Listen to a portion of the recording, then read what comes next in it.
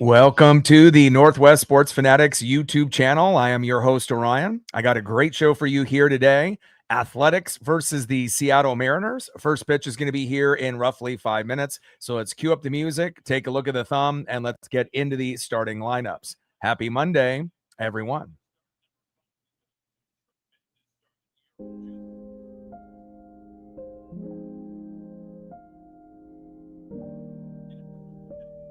And on the thumb, on the left, the Athletics' very own Lawrence Butler. And on the right, the best center fielder in the game, it's J-Rod Julio Rodriguez. Fresh off winning the series against the Rangers, we're looking to be able to do the same here against the Athletics. And then obviously we go on the road to St. Louis to play the Cardinals. It's not going to be easy, but we got to get the job done here at home. Let's see who is in the lineup first for the visiting Athletics. Leading off for the Athletics at first base, Nick Kurtz. Batting second, catching for the A's, Shea Langeliers.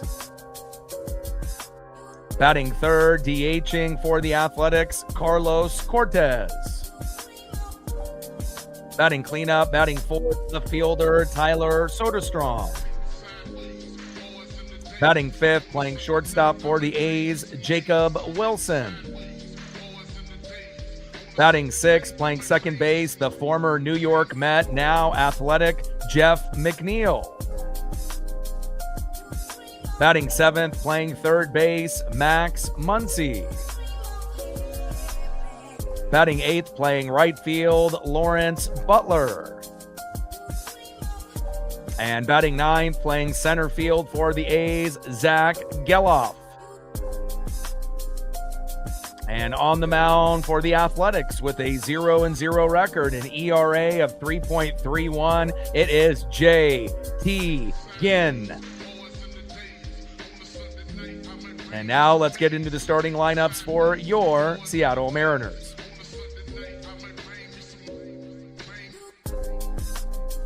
Leading off for the Mariners at shortstop, J.P. Crawford. Batting second, catching today for Seattle, big dumper, Cal Raleigh. Batting third, playing center field, it's J-Rod Julio Rodriguez. Batting cleanup, batting fourth, first baseman, it's Nails, Josh Naylor. Batting fifth, playing left field, Randy Arozarena. Batting sixth, DHing tonight for Seattle, Luke Raley. Batting seventh, playing right field tonight, it's the Italian stallion, Dominic Canzone. Batting eighth, playing second base, Cole Young. And batting ninth, playing third base, Leo Rivas.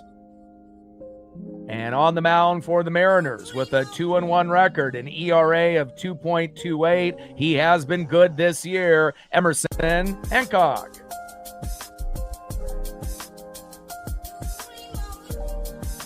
Tridents up, let's go M's. And then a quick update.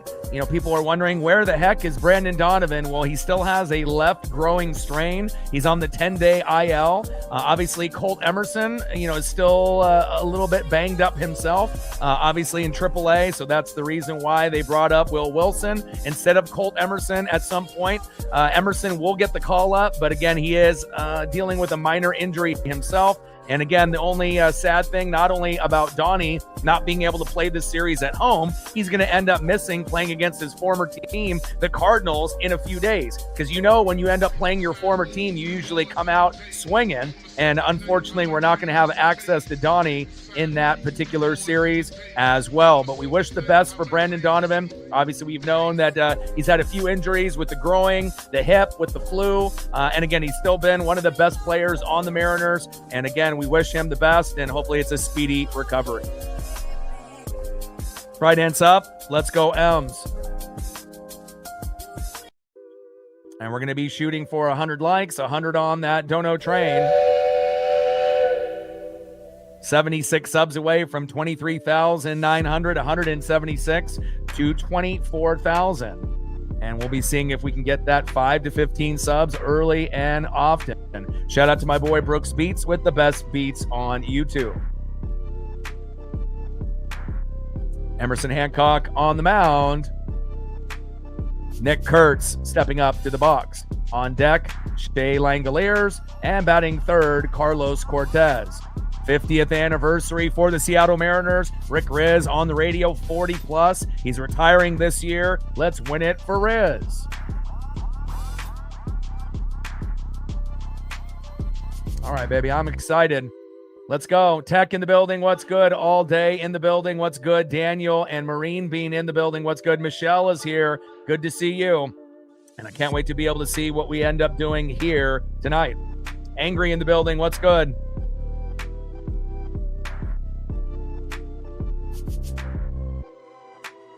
I'll make sure I got all my screens set up here. So just give me 1 sec.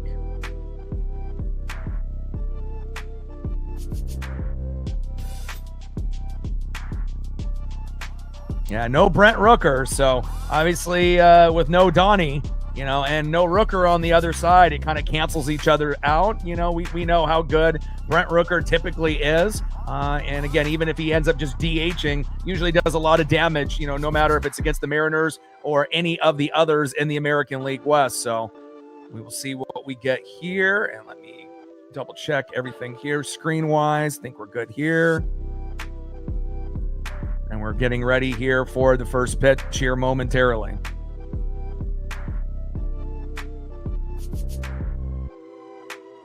Big series win against the Rangers after putting up a donut and getting swept by the Padres. First pitch.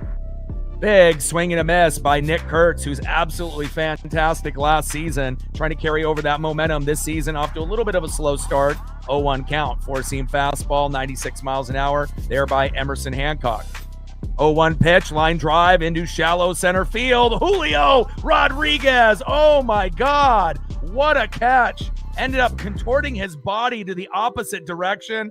Didn't really get a good feel for that ball. Ended up going left. The ball swung right at the last minute. He contorts his body and makes the catch. Oh my God. Julio Rodriguez saving the Mariners from at least a double on the first batter of the game. Wow. What athleticism.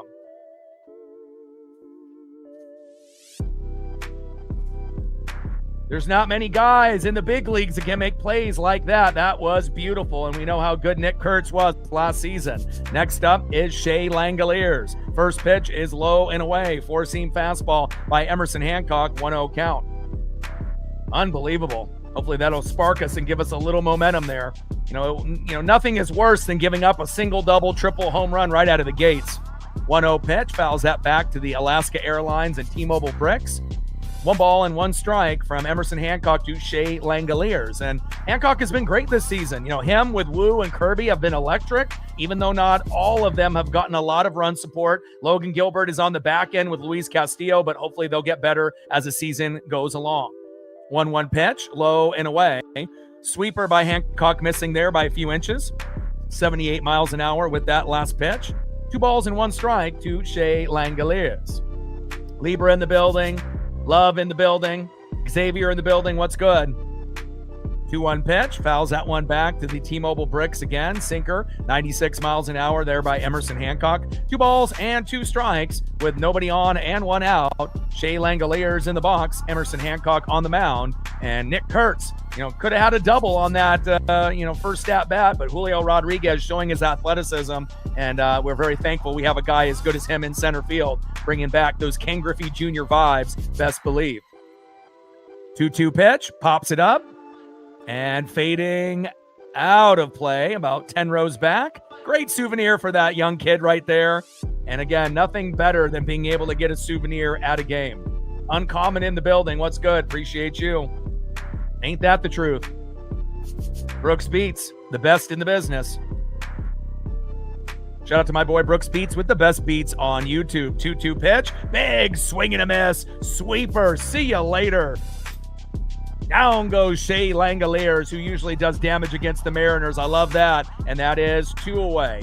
Athletic catch from Julio on the first out on Nick Kurtz. Shea Langoliers with the punch out. Nice job there by Emerson Hancock early, bringing the electricity for the Mariner fan base. Next up, in the 3-hole, DHing Carlos Cortez. First pitch, low and away, four-seam fastball, 96 miles an hour there by Hancock, 1-0 count. Top of the first inning, 0-0 here early between the Athletics and the Seattle Mariners. Nobody on with 2 outs, and hopefully it'll stay that way with an easy out here on Cortez. 1-0 pitch, takes a strike looking right down the middle, sinker, 96 miles an hour by Emerson Hancock. 1 ball and 1 strike to Carlos Cortez. Trident's up. Let's go, M's. I always like this series. 1-1 pitch, fading into left field, foul. I mean, I really look forward to the matchups, even against the Rangers and Astros, which typically is a war and a battle. And I feel like a lot of the fan base normally feels that the Athletics and Angels are easy. But if you actually look at the games over the last few years, it's been far from easy. And sometimes we get our ass kicked by the Athletics and the Angels. So, it really has to, be something where we're focused as we get a slow dribbler going over J.P. Crawford's head. And a nice base knock there by Cortez. I don't mind if Hancock gives up a few hits here and there, but as us Mariner fans know, it's all about the home runs and the RBIs. And again, we're going to give up a few hits here and there, just keep them there on base. Nice base knock there by Carlos Cortez for the Athletics. Next up, cleanup hitter in the 4-hole, left fielder Tyler Soderstrom. And if you remember at the beginning of last season, started off as one of the hottest hitters in MLB with a lot of home runs packed in the first 50 games. Little dribbler, flipped a nailer, and that is out number 3. So we give up a hit to Cortez, slow dribbler up the middle to Soderstrom, thank God, and that is the end of the top of the first inning. Overall, a pretty damn good job by the Mariner defense and Emerson Hancock. Remember, coming into the game, 2-1 record, ERA of 2.28. He should probably be 3-0 because obviously if we didn't have the meltdown by Mooney and Jose Ferrer against that Padre team in San Diego when we were up 6-2 and dropped 5 in the bottom of the 9th and lost that game 7-6, Hancock obviously would have another win under his belt, but he has been freaking electric. Now let's see who's up next here for the Seattle Mariners in the bottom of the first inning. Leading off for the Mariners at shortstop, J.P. Crawford. And I know, we don't really agree a lot of the times with Dan Wilson's decisions. Definitely an average or below average manager. But one thing he did get correct is when Donnie got hurt, this is the only option for leading off. You don't want Julio leading off. You don't want Randy leading off. And honestly, the only other person that you might want to consider would be Cole Young. But obviously they have him, kind of deep in the lineup and they feel he's comfortable there, whether it's in the 7, 8, or the 9. Plus, JP played this position for many, many years. He's comfortable with it. And let's be real, JP Crawford has been balling within the last few games. He's been able to get some big home runs, big RBIs. He's won a few games for us already.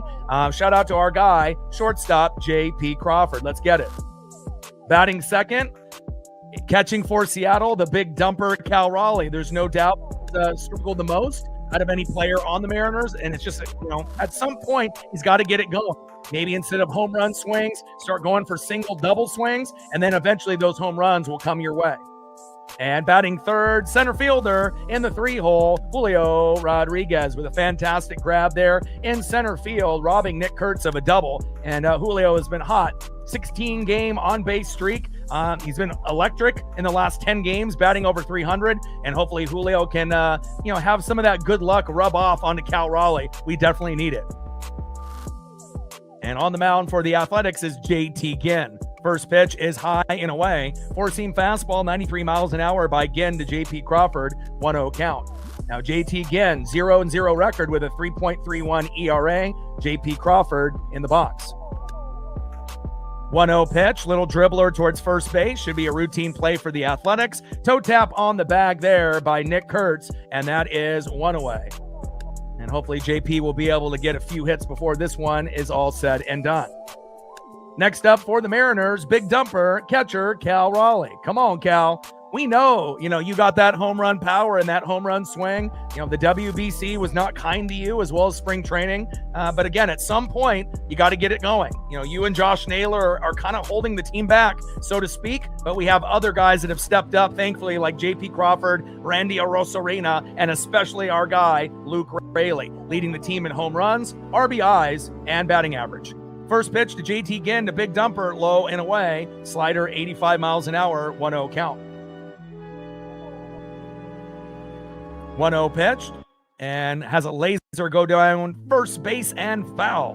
1 ball and 1 strike to the big dumper, Cal Raleigh. And again, great job by Rob Refsnyder and Connor Joe yesterday, but the only way you're going to get those guys playing is if we have a left-handed pitcher. So those guys are going to be used far and few between, but it was nice to see them step up yesterday. Refsnyder with his first hit, getting a home run. Joe with his first hit of the season, even though he ended up hitting the third base ump, could have got a double out of it, but we'll take a single. Anything positive out of, Refsnyder and Joe, we'll take.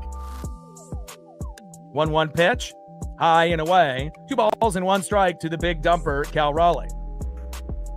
2-1 pitch, high and away. 4-seam fastball, 95 miles an hour there by JT Ginn. Went with a slider, cutter, slider, 4-seam. A little bit out of the zone and a little wild here. 3-1 count to the big dumper. 3-1 pitch, hard hit ball. Going back.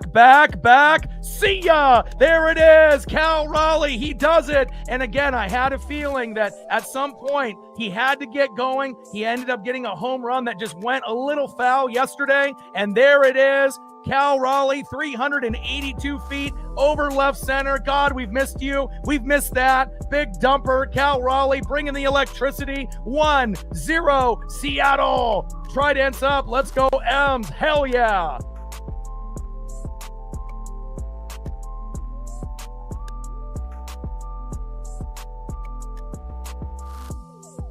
Let's go. And usually when Cal homers early in the game, that most likely will turn into, maybe even a couple hits after that. And who knows, depending on if they have a righty or a lefty, he might end up getting another home run in this game. Awesome. We've been waiting on that for such a long time. And again, it feels really good for him to get the early lead from the Mariners and him to kind of get off the schneid, so to speak. Big swing and a miss there from Julio. No balls and 2 strikes from JT Ginn. Cutter, 93 miles an hour on pitch 1. 4-seam fastball, 96 miles an hour high and away on pitch 2. 0-2 pitch from Ginn to Julio, and fouls it back to the TireRack.com T-Mobile brick sign back there. Bottom of the first inning, 1-0 Mariners. And as you know, when we play rivals, it's very important to be able to get, things going early. If you can score in the first inning, obviously it definitely sets the tone. It doesn't necessarily equate to a win all the time, but especially for the Mariners, starting fast typically equates to a victory as long as the bullpen doesn't shit the bed and the pitcher ends up doing a good job. And we got Hancock on the mound, so we feel confident with him. 0-2 pitch, low and away. Slider, 87 miles an hour, missing by JT Ginn. 1 ball and 2 strikes to Julio Rodriguez. 1-2 pitch. Julio crushing that one into right field, out of play, foul. 1 ball and 2 strikes to Julio Rodriguez. Let's go. And again, if anyone, needed that, out of every member on the team, it definitely was him. Refsnyder and Joe have been struggling as well as Josh Naylor, but that one feels really good. 1-2 pitch. Julio up the middle, baby. Let's go. 17-game on-base streak. Julio Rodriguez. This might be the first year as he continues to get better and better and better. This might be the first year that he actually is good in the first half of the season and the second half. And if he continues this, it definitely is going to come true. And we already knew he had the potential. And even though he did play in the WBC as well, and he struggled in the first, maybe 6, 7, 8 games, 9, 10 games, but within the last 10, he's really started to gain a lot of and momentum. Nice job, Julio Rodriguez. We love ya. Next up is Josh Naylor. Julio trying to steal a bag and safe. Whoa. Nice job there by Julio Rodriguez on the first pitch. He says, you know what? I'm not waiting. I'm going to steal a bag. I'm going to try to get us in scoring position. Nice job by Julio Rodriguez. Next up, Josh Naylor. Let's go, Nails. I mean, if obviously Cal can homer, the next guy that you would really want to get going would be him. Obviously starting with the leg kick, things have started to kind of go on an upward tick, but he doesn't do it on every at-bat or every swing. But let's see what he does here. 1-0 pitch. Hard hit ball, laser, down right field. Go, baby. Julio's going to score. He's running third. He's coming home. 2-0 Mariners. Let's go. Stand up double for Josh Naylor, and we are rolling.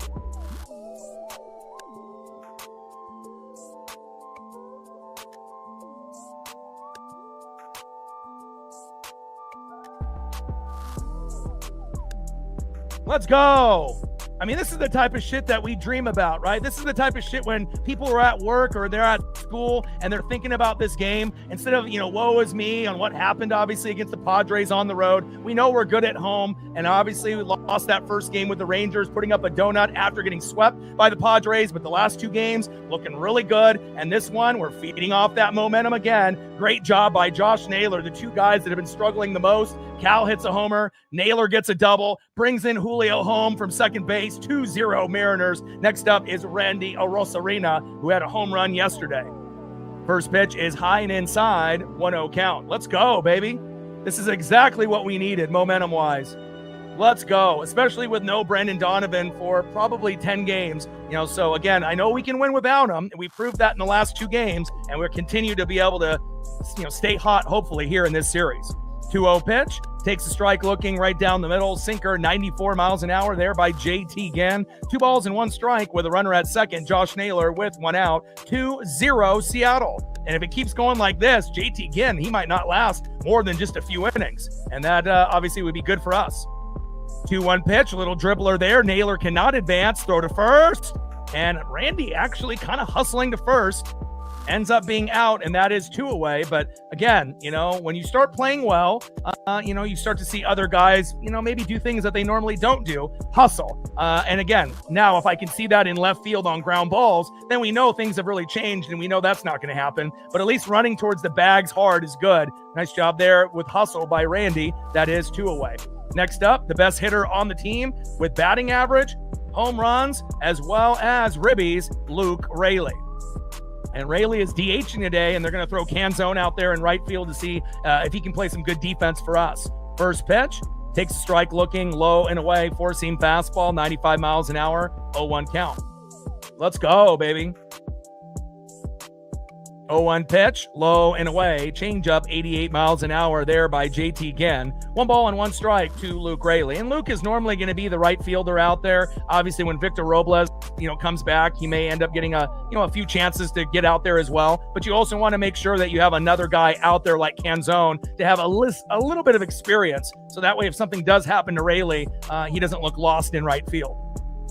1-1 pitch, low and away. Change up 88 miles an hour there by JT Ginn. 2 balls and 1 strike to Luke Raley.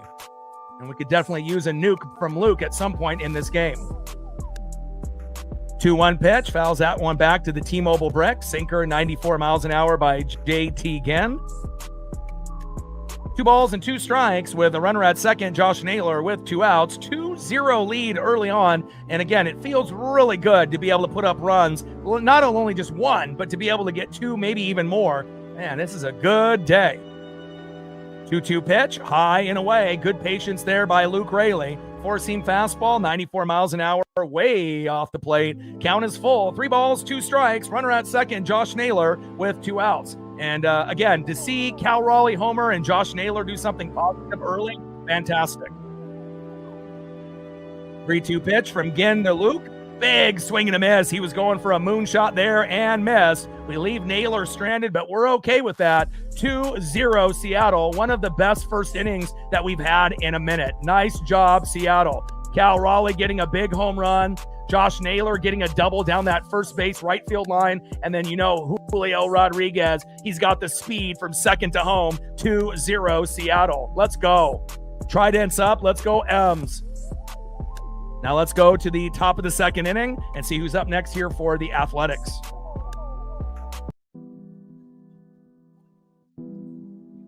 Next up for the A's, in the 5-hole, shortstop stud, Jacob Wilson. Batting second in the 6-hole, second baseman formerly of the New York Mets. He's probably glad he's not there, Jeff McNeil. And batting third in the 7-hole, third baseman, Max Muncy. Not the Max Muncy that's on the Dodgers. This is the other Max Muncy. He's not as good as the other one, but again, we will see how he pitched to Muncy, and hopefully he doesn't do any damage against the Mariners. Tridents up. Let's go, M's. Electric first inning, baby. Gained another sub since the last commercial break. Thank you so much. 75 subs to 23,900, 175 to get to 24,000, which will be a big day for us. And obviously we are approaching 6 million views on the channel. We just hit 5 million views just a few months ago. Tridents up. Let's go, M's.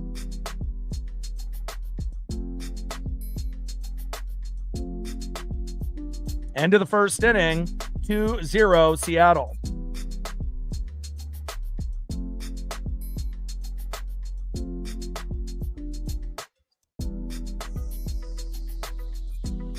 All right, we're at 42 likes, 58 to 100. Vapor in the building. What's good?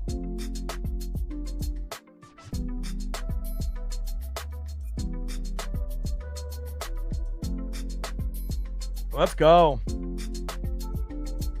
And it's nice to be able to see the long ball, starting to be in effect, and it's not just for the guys you expect to hit homers like Cal and Julio. You're getting good production from, J.P. Crawford, an unexpected homer by Rep Snyder. Randy starting to get hot. Luke Raley's always been the man. And again, we'll see if we can get maybe Canzone, Cole Young, or Leo Rivas to join the home run party. First pitch, takes a strike looking low and at the knees, 0-1 count. 0-1 pitch.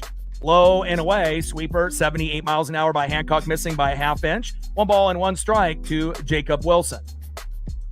1-1 pitch, low and away, but gets the corner. Sinker, 95 miles an hour there by Emerson Hancock, who has been amazing this season. 1 ball and 2 strikes with nobody on and no outs. Top of the second inning, 2-0 Seattle. 1-2 pitch, a little blooper into shallow center field, and it drops in between Julio and Randy. And again, that's just what Jacob Wilson does. If you ended up watching this athletic team last year, Jacob Wilson, more times than not is going to find a way to get on base, just like Nick Kurtz. Nice job there by Jacob Wilson. Next up for the Athletics in the 6th hole, the former New York Met, second baseman Jeff McNeil.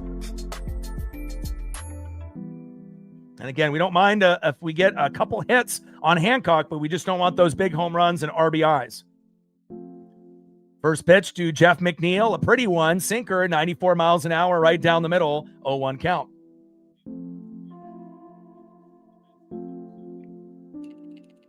Tridents up. Let's go, M's. Fantastic start. 0-1 pitch, high and away. 1 ball and 1 strike to Jeff McNeil. Sinker, 95 miles an hour there by Emerson Hancock.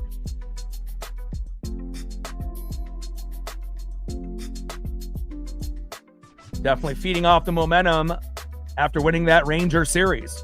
1-1 pitch, low and away, but did he go around? Yes, he did. Change up 87 miles an hour. Jeff McNeil with the check swing, but goes a little bit too far. 1 ball and 2 strikes from Hancock to McNeil. Let's go, Emerson. 1-2 pitch. Ooh, just got a piece. Change up 88 miles an hour, which would have been strike 3 if he just didn't get a little piece of that at the very end of that swing.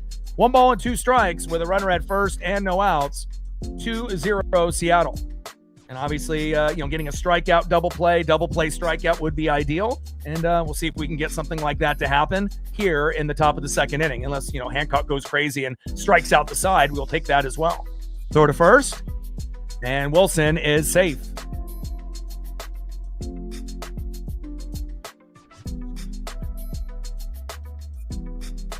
Usually I'm the top selection, no matter what Mariner game is being shown, so... 1-2 pitch, high and away. 2 balls and 2 strikes to Jeff McNeil. I don't know.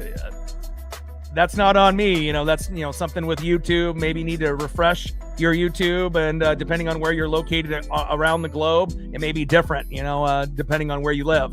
Little dribbler up the middle. Yes, double play, throw to first. Got him. Oh, no. Wow, they said he's safe at first. We might need to replay that. Great play there with Cole Young and JP Crawford getting the out at second, but that was really close. We get the fielder's choice, but did we get the double play? Cole Young, nice flip to JP, and again, JP Crawford, and he is safe. Good call by the ump there at first base. And again, a lot of times, with the double plays, you can kind of feel it beforehand. But again, unfortunate that we couldn't get a little bit more on that throw by JP, but still a hell of an effort by Cole Young and JP Crawford, and that is 1 away.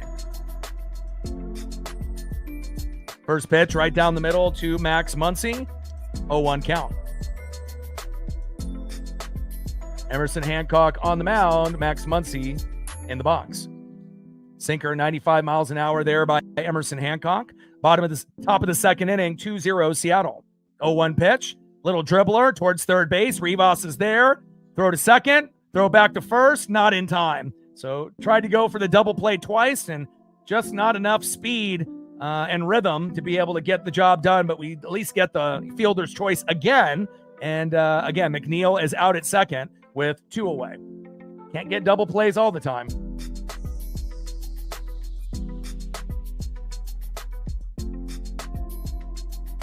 Next up for the Athletics in the 8-hole, right fielder Lawrence Butler.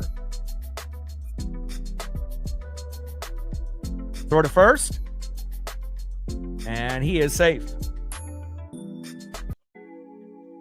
Shout out to my boy Brooks Beats with the best beats on YouTube.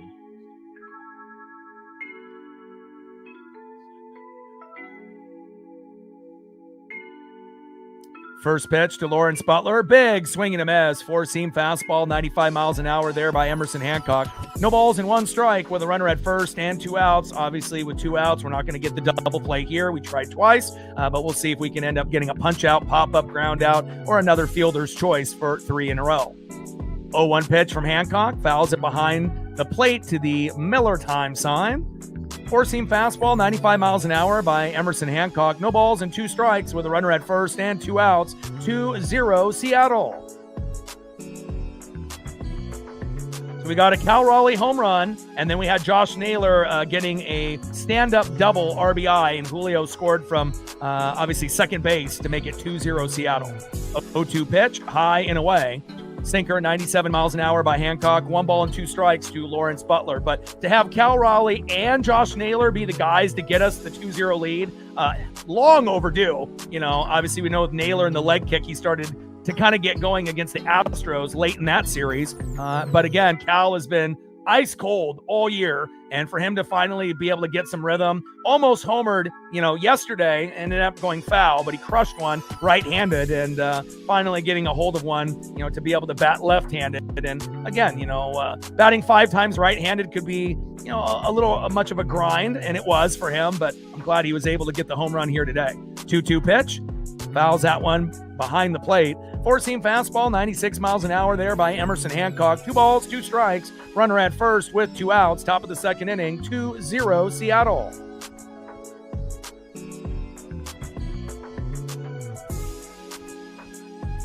Shout out to my boy Brooks Beats with the best beats on YouTube. 2-2 pitch. Check swing. Did he go? No, he did not. Pitches low and at the knees. Sweeper, 76 miles an hour by Hancock, and that's the one pitch that you kind of have to keep an eye on. If it's going to end up being, wide left or wide right, you want to make sure that, we're not allowing anybody to score from third with a wild pitch, but we'll see if he gets a little bit more control here. 3-2 pitch, pops it up, and out of play. Count still full, 3 balls and 2 strikes with a runner at first and 2 outs. Top of the second inning, 2-0 Mariners. Trident's up. And for a lot of the casual, fans, obviously, when things were going bad for us, 5-game losing streak, but then we ended up getting, a mop, or AKA a sweep with 4 games, as Rick Riz calls it, and then once we ended up doing that, what happened? We ended up, losing 3 straight to the Padres, little dribbler up the middle, throw to first to Naylor, and that is out number 3. But again, we're going to go through peaks and valleys. 5-game losing streak, then winning 4 in a row against the Astros, then going to San Diego, dropping 3 in a row and getting swept, losing the first game and putting up a fucking donut. That didn't feel good. And then obviously responding and getting back-to-back wins and winning the series against the Rangers, giving them a little payback since they swept us in Texas early in the year. And starting off on a really good note here with the Seattle Mariners up 2-0. Let's go to the bottom of the second inning and let's add on a few more runs if we can. Let's see who's up next here for Seattle in the bottom of the second.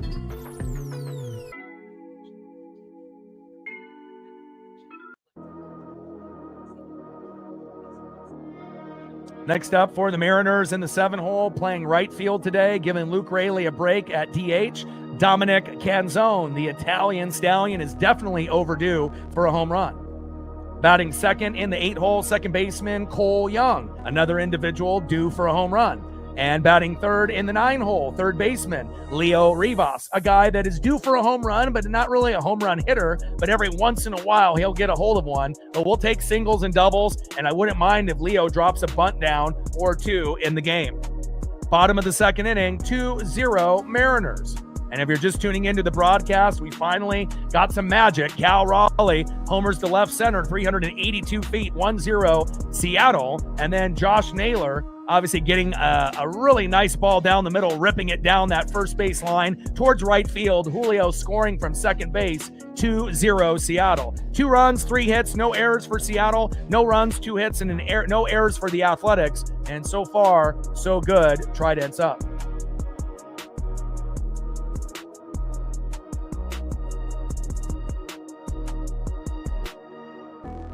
Gained another sub since the last commercial break. Appreciate you. 74 subs to 23,900, 174 to 24,000. Appreciate you.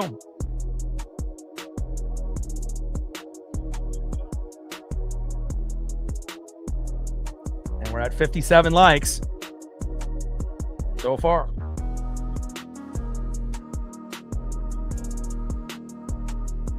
First pitch, takes a strike, looking low and away. 0-1 count. Slider 84 miles an hour there by Ginn. 0-1 pitch, big swing and a miss, low and at the knees. The Italian stallion, come on, Dom. No balls and 2 strikes from Ginn to Canzone. 0-2 pitch, little dribbler towards first base and foul. Change up 90 miles an hour by Ginn, so he went slider, change up. Everything kind of outside of the strike zone here on the Italian stallion, Dominic Canzone. We're at 57 likes, 43 to 100, and we're still looking for our first dono on our dono train. 0-2 pitch, high and away, 4-seam fastball, 95 miles an hour there by JT Ginn. 1 ball and 2 strikes to Dominic Canzone. JT Ginn 0-0 record with an ERA of 3.31 coming into the game, and we know the Italian stallion is due for a big bomb sooner than later. 1-2 pitch. Dominic Canzone going deep into right field. Back.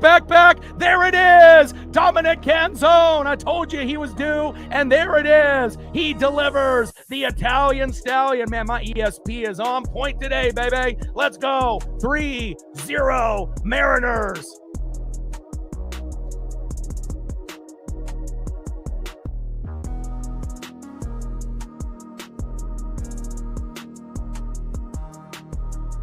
Let's go, baby. And sometimes if you just watch close enough, and you pay attention to the games, you realize, which guys have been hitting the ball pretty well, which guys that haven't hit a home run in a long time, and which guys are due. And again, with Dom playing right field today, kind of felt like maybe something would be a little bit different than him just DHing, and Dominic Canzone getting the job done. And all the guys that really weren't doing a whole lot lately are the guys that are stepping up today. Cal Raleigh, Josh Naylor, now Dominic Canzone. 3-0 Seattle. Let's go. Cole Young rips it, a little dribbler towards first base, routine play for the Athletics, and that is 1 away. Let's go.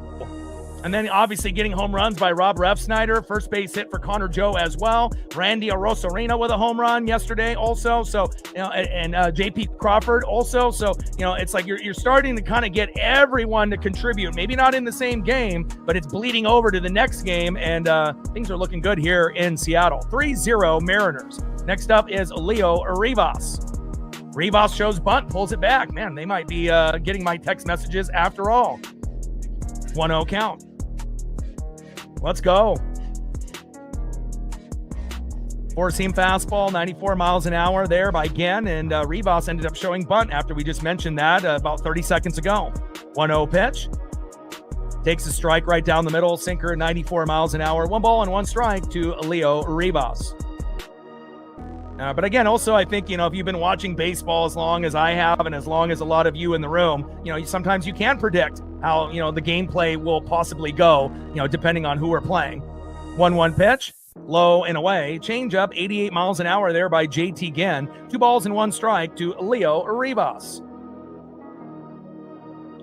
Rivas, hard hit ball, shallow center field. That will stay in play. And that is 2 away.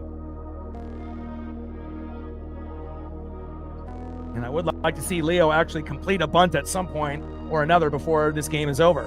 Next up, with a home run yesterday and has been very productive, filling in for Brandon Donovan.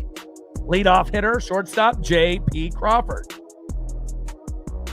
Tridents up, let's go. Mariners, Cal Raleigh with a homer to left, 1-0 Mariners. Naylor with a double to right. Julio scoring, 2-0 Mariners. And Dominic Canzone homering to right center, 365 feet moments ago, 3-0 Mariners. Let's go.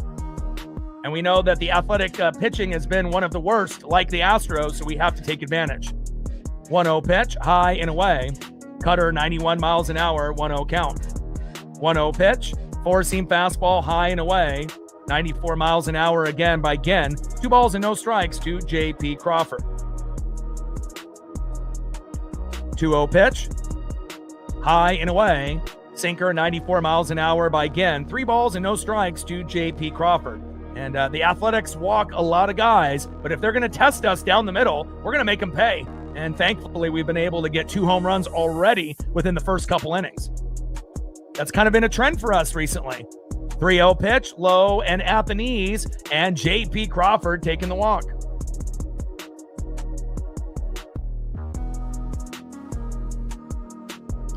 Next up is the big dumper, Cal Raleigh, who had a home run in his first at-bat. Let's see if he can do it again. Let's go, big dumper.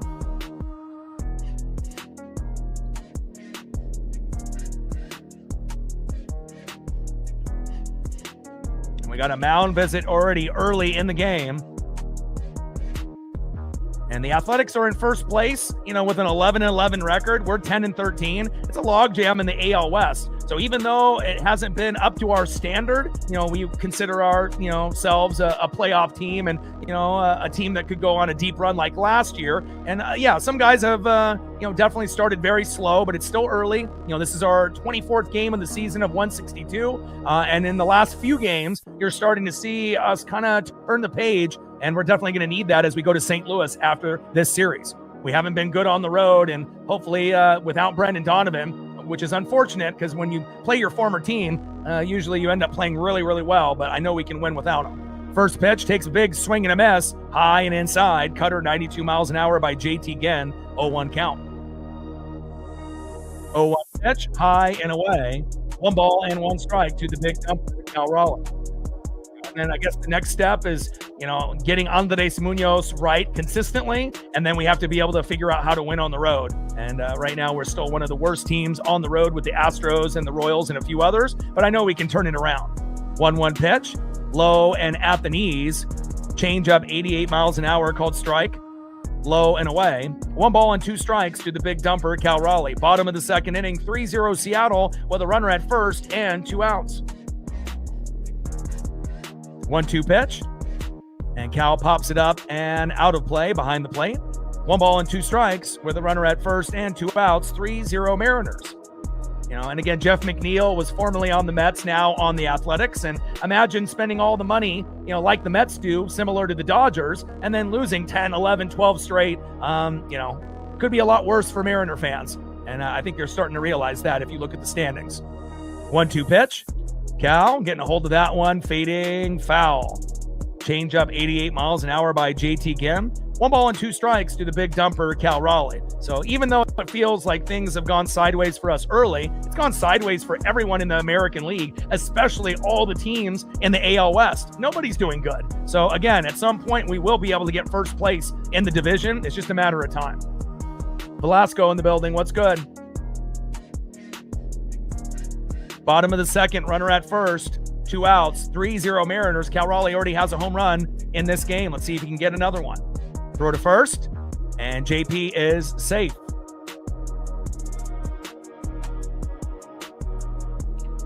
Trident's up. Let's go M's. And if any fan base, has earned this moment, it's definitely us. We went through quite a few tough games already in this early season. 1-2 pitch, high and away. Good eye there by Cal Raleigh by not swinging at that.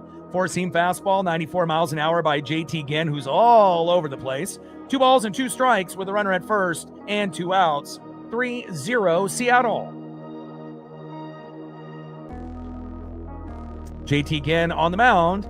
Cal Raleigh in the box. 2-2 pitch, low and away. Good eye there by Cal again. Count now is full. 3 balls and 2 strikes to Cal Raleigh. And if it's not there, just take the walk. You already got a home run. Let's keep the momentum going.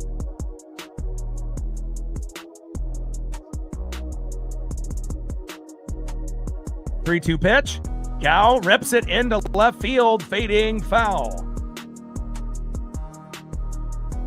Count is full. 3 balls, 2 strikes, runner at first, and 2 outs. Bottom of the second inning, 3-0 Seattle. JT Ginn on the mound. Cal Raleigh in the box. Cal homer to left center, 382 feet. 1-0 Mariners. Naylor with a double to right. Julio scored from second. 2-0 Mariners, and Dominic Canzone, the Italian stallion, homering moments ago. 3-2 pitch, big swing and a miss. Down goes Cal Raleigh, but not after Dominic Canzone, the Italian stallion, puts us up 3-0 Seattle. Trident's up. End of the second inning, 3-0 Mariners. Now let's see who's up next here in the top of the third for the Athletics. Next up for the Athletics in the 9-hole, center fielder Zach Geloff. Batting second, 0 for 1, first baseman stud Nick Kurtz. And batting third, 0 for 1 with a K, catcher Shea Langeliers. And on the mound for the Mariners with a 2-1 record coming in, an ERA of 2.28, Emerson Hancock, who has been electric this season. Pretty much took the place of Logan Gilbert as being, one of those top 3 guys with Wu and Kirby. But hopefully Gilbert and Castillo can get right, sooner than later. Trident's up. Let's go Mariners.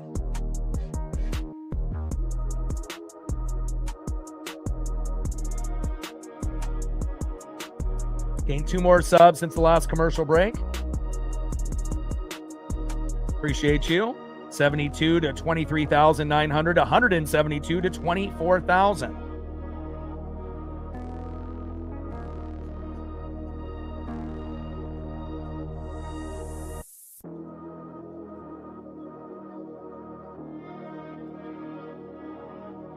And we're at 78 likes, 22 to 100. Almost there.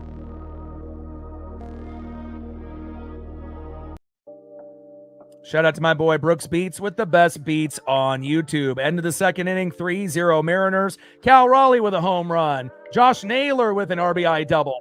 Dominic Canzone with a solo dinger. Things are just looking great here for Seattle early on. And on top of that, we end up having one of our top 3 pitchers on the mound. And something tells me he's going to be electric here today as well.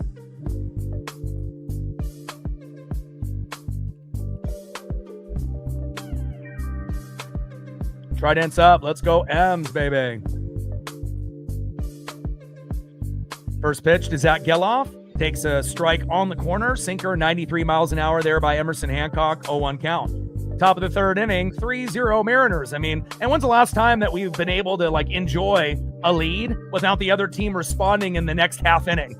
We get a run. Usually the other team gets it right back or takes the lead. So for us to be able to continue to pour on, runs on top of, good pitching, it feels really damn good. 0-1 pitch. Big swing and a miss by Geloff.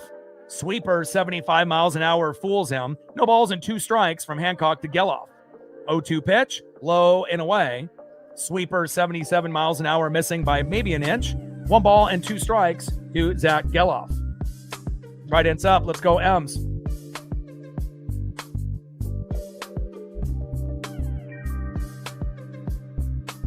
One-two pitch, high and inside. Crowding the plate, he decides to kind of back him off. Four-seam fastball, 93 miles an hour there by Emerson Hancock. 2 balls and 2 strikes to Zach Geloff. Trident's up. Let's go, M's. 2-2 pitch, big swing and a miss. Got him.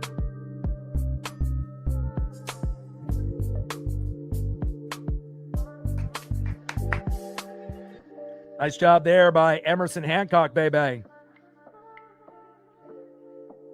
Geloff, see you later. Second punch out there for Emerson Hancock. Next up, leadoff hitter, first baseman 0 for 1. Would have had a double if it wasn't for Julio Rodriguez contorting his body in a very unusual way. Ended up kind of going wide left, and the ball kind of faded right at the last minute. Was able to twist his body in the glove and getting that big out early in the first inning.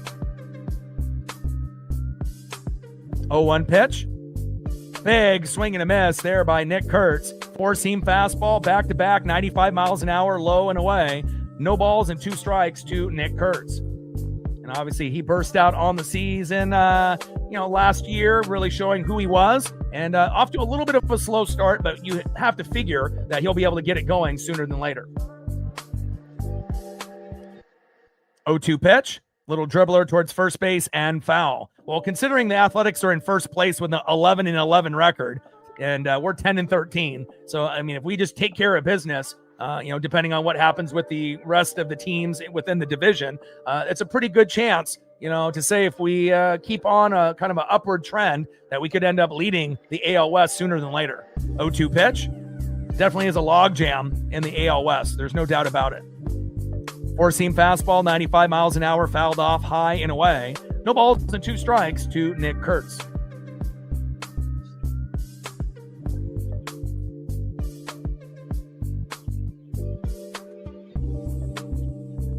Oh-2 pitch, low and away.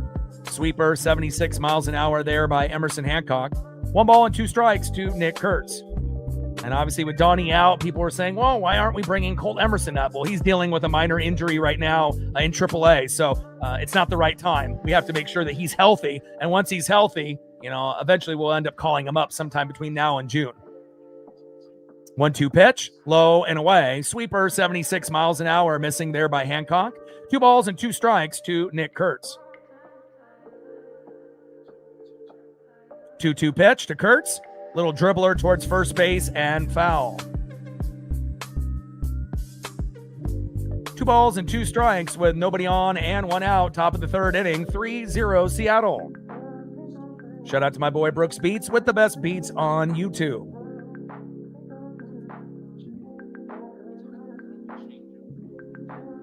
Let's go, M. 2-2 pitch to Kurtz. Got him!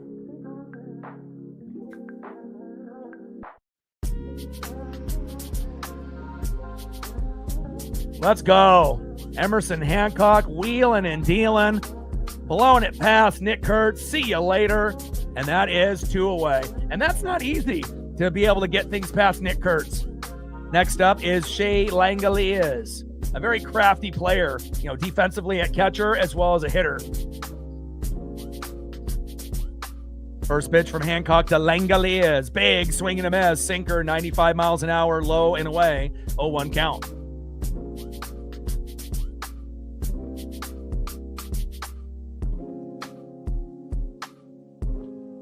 And I'm happy that Hancock ended up getting better, even though Logan Gilbert has kind of, gone backwards. So at least we kind of swapped one player for the other rather than having only 2 good pitchers in Kirby and Wu and then the other 3 struggling. So at least we have 3 good pitchers right now, 2, that are very shaky. But, again, we probably would assume that Logan Gilbert will be able to get right before Castillo, but we will see.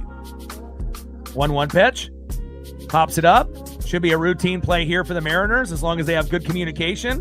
JP says, I got it. Good communication by the defense and the Mariners, and that is out number 3. You couldn't have scripted a better start for the Mariners here on this Monday evening. Let's go to the bottom of the third inning, and let's see if we can add on another run here in the bottom of the third. Let's see who's up next here for Seattle.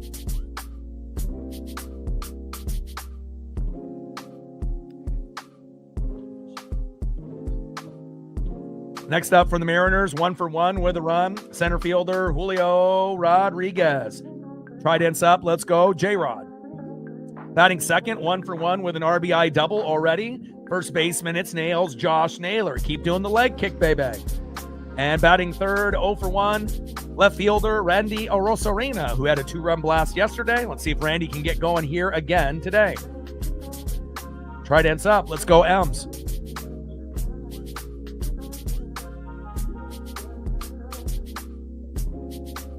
Gained another sub since the last commercial break. 71 subs do 23,900. Let's go.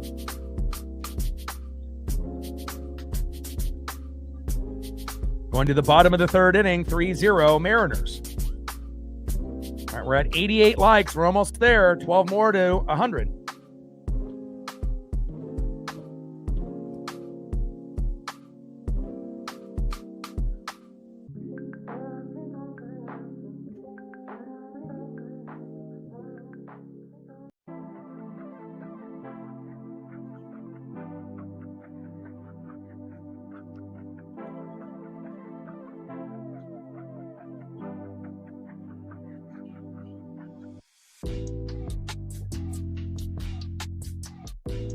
You know, what's really impressive also is that we're winning games without Brendan Donovan, our number one hitter, prior to Luke Raley taking that spot from him, due to the injury. Obviously at one point it was, Randy Arozarena above 300 a few days ago. And then you had Brendan Donovan and Luke Raley. And obviously Donnie, plays third base a certain type of way, even though it's a new position to him. And obviously Leo is a big downgrade at third. But again, to be able to show that other guys can step up in his absence feels good.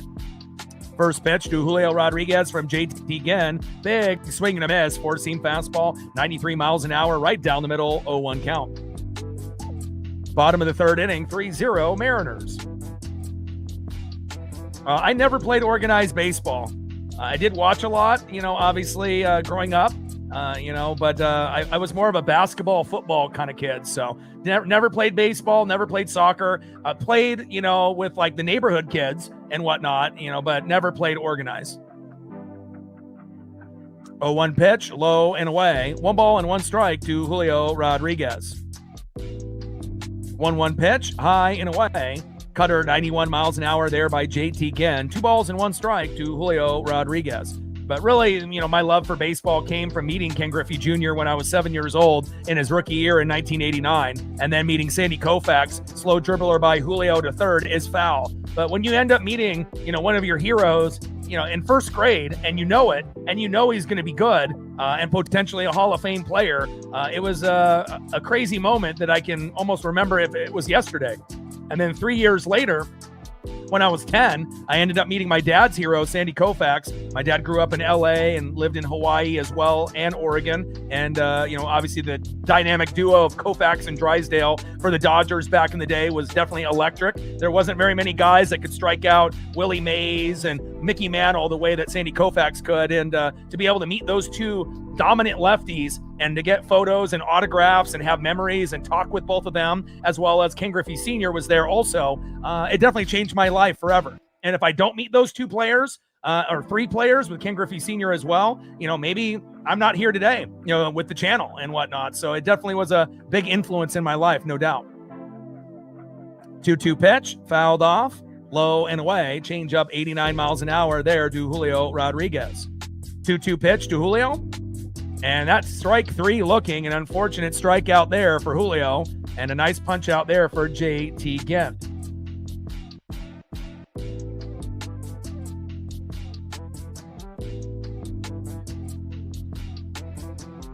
Next up in the 4-hole, first baseman Josh Naylor, 1-for-1 with an RBI. And it blasted one towards that first base right field line, scoring Julio from second. And let's see if Josh Naylor can continue his hot streak. Naylor, little dribbler, and a blooper into left field. Let's go. Run, Naylor, run. And Naylor's going to get to second again. Let's go.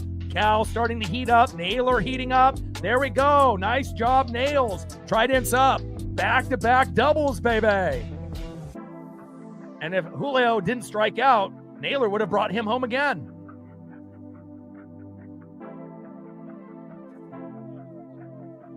All the players that were struggling are now starting to kind of heat up. I'm loving this. Next up in the 5-hole, left fielder Randy Arozarena, who ended up using the Trident as a guitar, and Julio ended up having the, fake microphone as they were vibing in the dugout yesterday. We know Randy is a liability on ground balls in left field, but he has been hustling a little bit more on the bags and running to first. And obviously still one of the better bats for the Mariners in the early part of the season. First pitch, takes a strike looking high and inside. Cutter 90 miles an hour by JT Ginn, 0-1 count.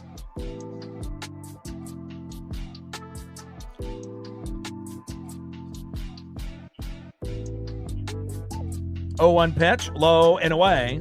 1 ball and 1 strike to Randy Arozarena. Also going to Portland Beaver games. That was the AAA affiliate of the Minnesota Twins when they were winning World Series with Kirby Puckett back in the day. I ended up getting 2 foul balls back then and gloves when I snuck down to the front row and yelled at the players. And so that was definitely a defining moment with the Mariners as my childhood ended up having a lot of baseball in it for sure. Maybe not playing it, but definitely watching it. 1-1 pitch, fouls that one off. And that fan out there with the Ichiro jersey shaking his hand.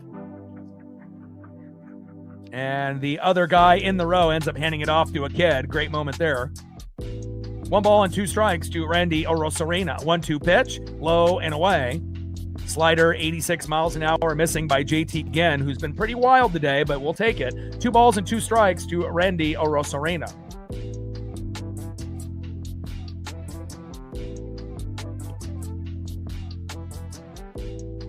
2-2 pitch, low and away. Sinker 94 miles an hour there by JT Ginn. Count is full. 3 balls and 2 strikes to Randy Arozarena. And I like, when the players are vibing. Obviously when you're losing games, you don't really have a whole lot to be able to, vibe about in the dugout. But, obviously we're starting to kind of go in the right direction, which feels good.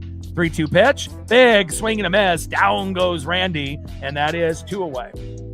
Nice punch out there by JT Ginn. Even though he's given up 3 runs, he's been able to continue to keep getting strikeouts. That's strikeout, I believe, number 4.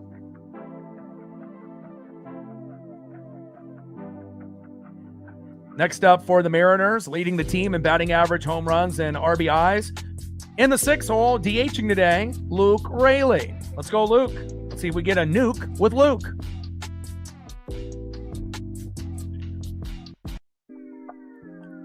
First pitch is high and away. Change up 87 miles an hour by Ginn. 1-0 count.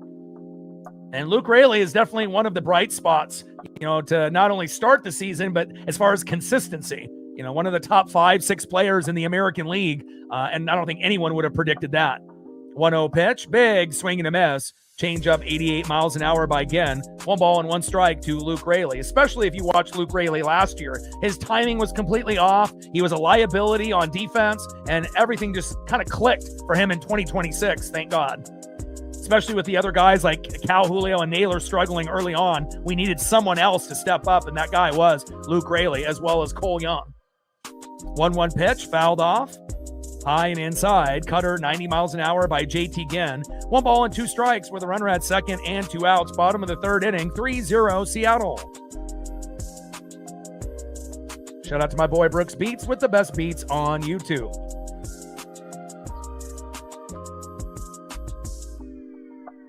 One-two pitch from Ginn, and that is strike 3 looking.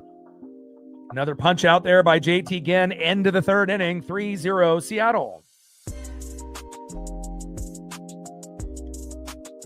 Let's go to the top of the 4th inning and see who's up next here for the Athletics. Next up for the Athletics in the 3-hole, DHing 1-for-1, Carlos Cortez. Batting second in the 4-hole, left fielder 0-for-1, Tyler Soderstrom. And batting third in the 5-hole, shortstop phenom 1-for-1, Jacob Wilson. Tridents up. Let's go, M's.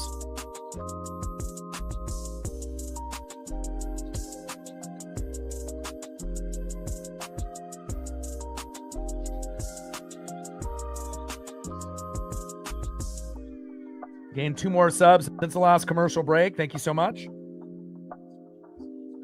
69 subs to go to 23,900. 169 to 24,000. Let's go.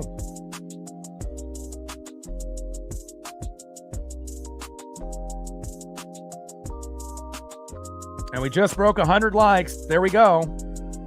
We're at 101, 99 to 200. And we're still looking for our first dono on our dono train.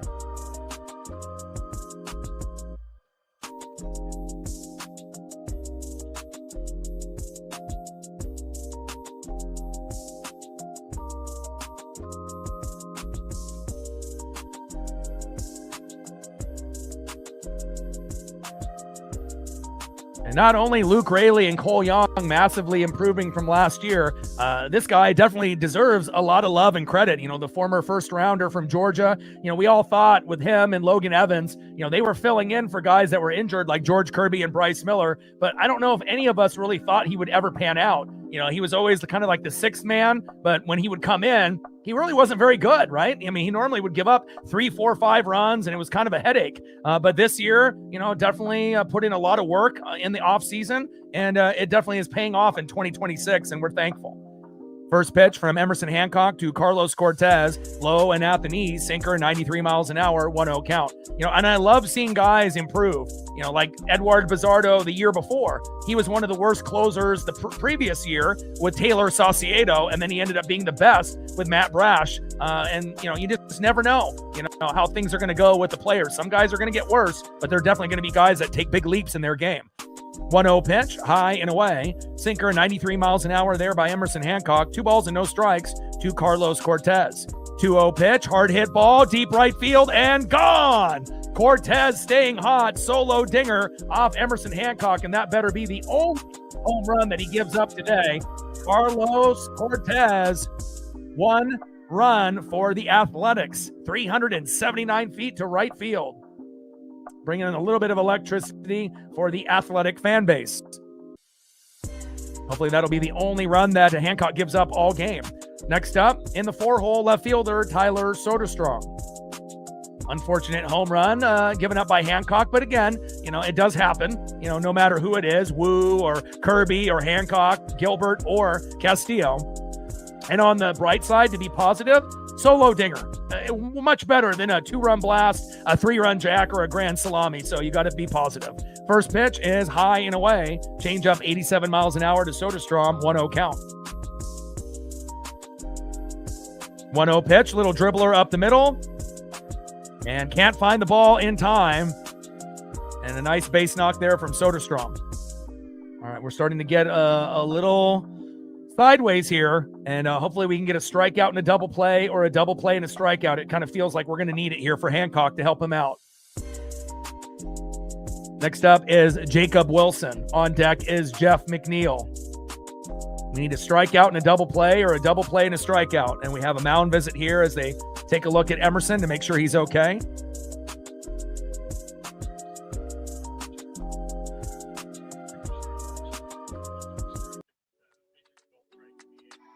Trident's up. Let's go, Ems. Top of the 4th inning. 3-1 Mariners.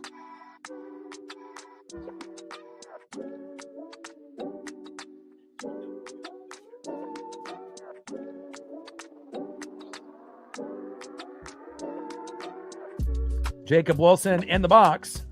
And Emerson Hancock on the mound. Come on, Em. Settle down.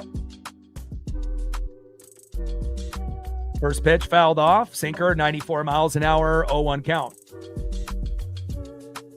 We'll be just fine. You know, obviously the bats are rolling. The pitching is fantastic overall. And again, you know, a lot of starting pitchers are going to give up 1 to 3 runs. It's just that it's up to the hitters to get you 5 runs, 7 to 10 hits. You know, and again, when you know, the batters aren't doing their job, and sometimes when you know, they give up 1 or 2 home runs, you should still be able to compete. But again, as we know, you know, early in the year we were the worst hitting team in baseball, but we're not the worst hitting team in baseball anymore. And it kind of feels like we do have a good chance to get to 5 or more every game, and that's exactly the standard that we need to hold.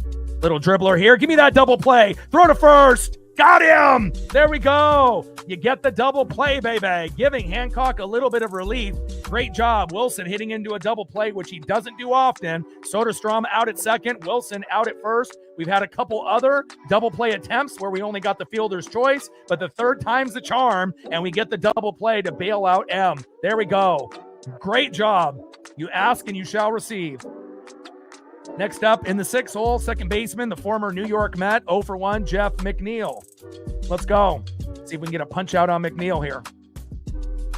Little dribbler on McNeil, slow dribbler, throw to first. Naylor is there, bang, and that's it. And that's how you do it. You know, again, you give up the home run, but again, with Hancock, Wu, and Kirby, if they give up a home run, nobody's nervous. But when it ends up being Gilbert and Castillo, you get nervous because usually they give up more than one. So again, nobody's going to be perfect. You know, you're not going to get a no-hitter or a one-hitter often. But again, we're still in firm control of this game. But let's see if we can make up for that run that we gave up and get another run or two here in the bottom of the 4th inning. Let's see who's up next here in the bottom of the 4th for the Seattle Mariners. Next up, 1 for 1 with a run and an RBI. The Italian Stallion was due for a home run that we mentioned on the broadcast, and he delivered. Right fielder in the 7 hole, Dominic Canzone. Let's get it, Italian Stallion. Batting second, 0 for 1, second baseman, Cole Young. Let's see if we get a base knock for Cole. And batting third, 0 for 1 in the 9 hole, third baseman, Leo Rivas. I would like to see Leo drop a bunt down, and hopefully he'll be able to get a single, double, or a home run at some point in this game or this series. Try to ends up. Let's go, M's.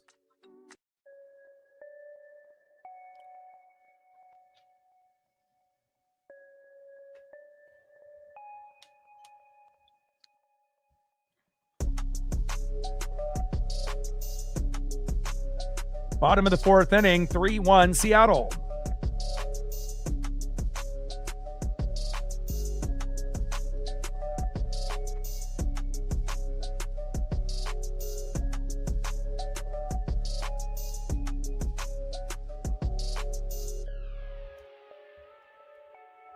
All right, we're at 111 likes, 89 to 200. And we're at 23,831 subs. 409 plus in the last 28 days. Let's go. See if we can get some magic here out of Dominic Canzone.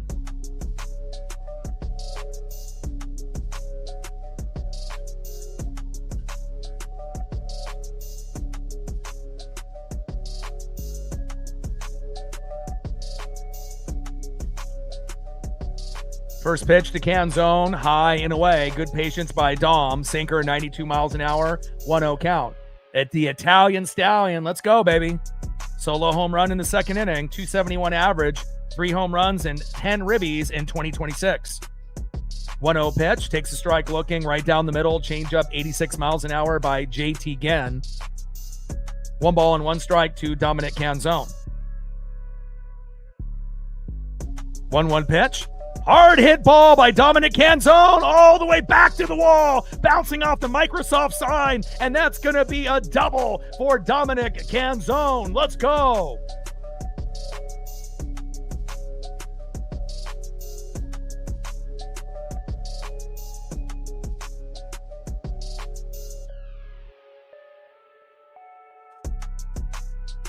I love it, baby. You see Josh Naylor, stay hot, getting 2 base knocks. And again, Dominic Canzone, first 2 at-bats, staying hot, and it shows. Putting him in right field today was a good move.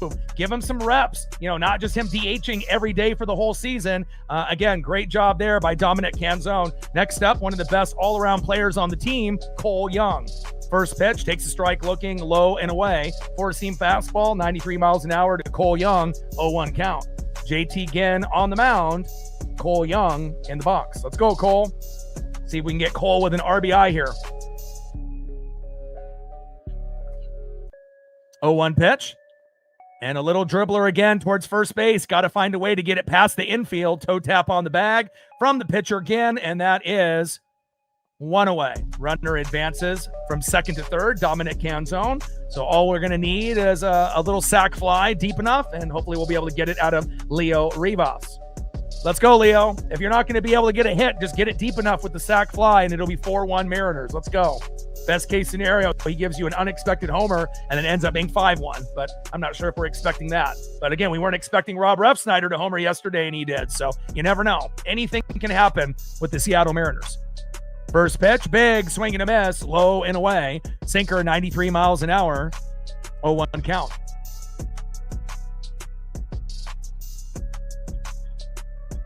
And I want to see some bunting out of Rivas or JP at some point. Even though JP has been on kind of a heater, doesn't really need to bunt, but can, apply the bunt. Yeah, not everyone can. Victor Robles is pretty good at it as well, but he's injured. 0-1 pitch, low and away. Change up 89 miles an hour there by JT Ginn. 1 ball and 1 strike to Leo Rivas.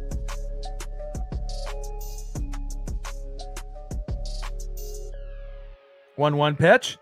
Rivas with a little dribbler and keeps Canzone at third. And again, we need those hits to get past the infield. Back-to-back hits by Cole Young and Leo Rivas, not getting the job done. Next up is J.P. Crawford. And if there's a guy that can get this RBI, it definitely is J.P. Let's go, J.P. Crawford. We know he can do it defensively. He proved that, game in and game out. But his bat has actually been pretty good as of late. He's won a few games for us already within the last 5 to 10 games. Let's go, J.P. First pitch is high and away. Four-seam fastball, 94 miles an hour to J.P. Crawford. 1-0 count. Come on, J.P. 1-0 pitch from Ginn to Crawford. And a hard hit ball, damn it, towards first base, not past Nick Kurtz. And he toe taps on the bag. We leave the runner stranded at third, which is unfortunate. And that is out number 3. End of the 4th inning, 3-1 Mariners. We were just able to get one of those 3 batters to, get it at least deep enough. We could have had another run on the board, but, that's baseball. Let's go to the top of the 5th inning and see who's up next here for the Athletics.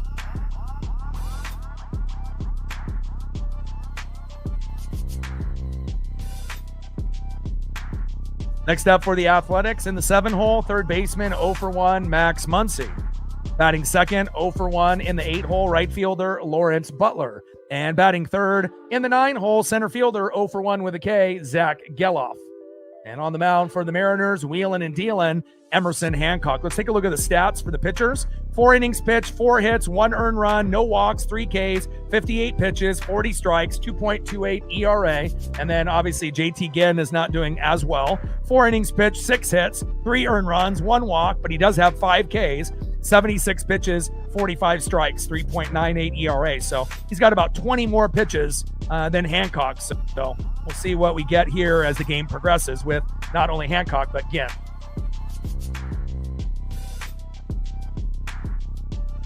Trident's up. Let's go, M's.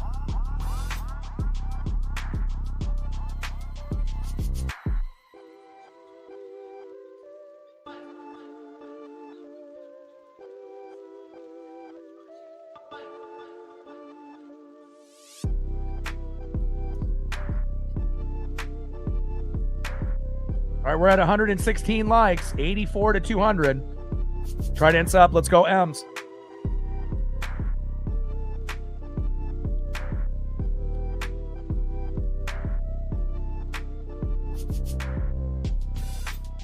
Emerson Hancock on the mound, Max Muncy, and not the Dodger Max Muncy. This is the other Max Muncy.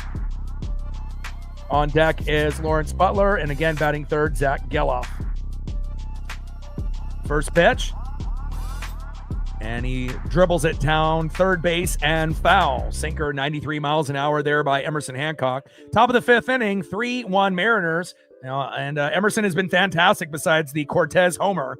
And again, he's got a 4-hitter right now. And again, we've had a few opportunities for some double plays, which is nice.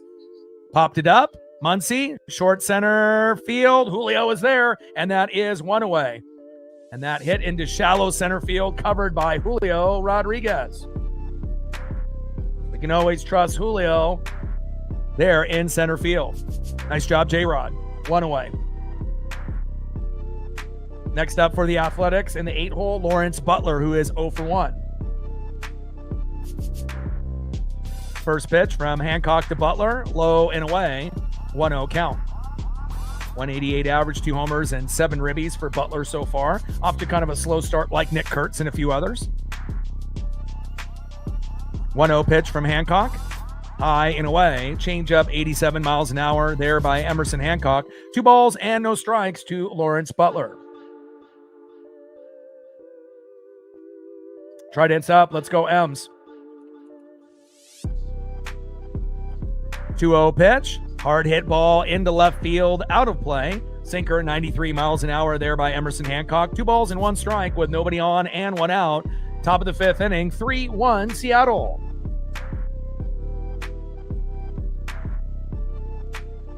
Well, Mooney, ended up getting a couple punch outs and getting the job done a couple days ago. So obviously he hasn't been really good, so far. But at least we have a guy in Matt Brash that if we needed to substitute another guy, we have him.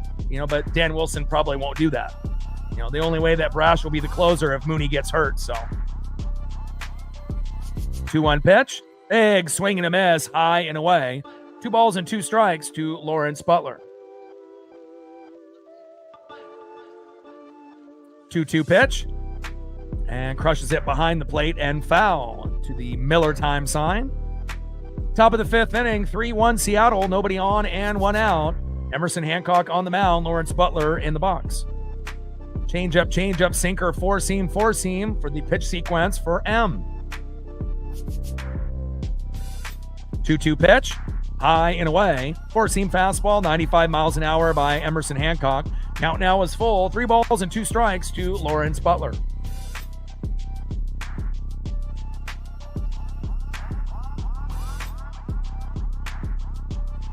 (3-2) pitch. Hard hit ball into left field and foul. Sinker, 95 miles an hour there by Emerson Hancock. Count still full. 3 balls and 2 strikes to Lawrence Butler. This is a good at-bat for Butler, grinding it out. And sometimes you need to grind out, 7, 8, 9, 10, 11, 12, baseballs before you finally get one to fall, or you end up striking out or popping up or potentially grounding out. 3-2 pitch, and fouls that one behind the plate again. That was pitch number 9, and this is going to be pitch 10 for Emerson Hancock. Lawrence Butler 0 for 1 so far. Hancock trying to make him 0 for 2, and Butler trying to go 1 for 2. 3-2 pitch, and behind the plate again. Count still full. 3 balls and 2 strikes to Lawrence Butler. And this is one of the longest at-bats for Hancock so far. That was the 10th pitch. A lot of 4-seam fastballs and a lot of sinkers at this at-bat for Butler. 3-2 pitch, and a little dribbler off himself, and just gets a piece. Change up, sinker, 4-seam, 4-seam, 4-seam, sinker, 4-seam, sinker. Everything, in the mid-90s except for a couple that were in the beginning of the pitch sequence that were in the high 80s. We got pitch 11 at this at-bat to Lawrence Butler. Come on, M. 3-2 pitch. And he ends up getting a base knock into shallow right field. Dominic Canzone is there, and that was a great at-bat for Lawrence Butler. Unfortunate for Emerson Hancock for it to go that long and not to get an out. But Lawrence Butler showing a little bit of resiliency there for the Athletics.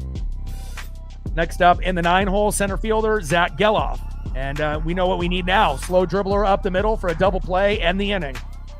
Let's see if we can get it here from Geloff.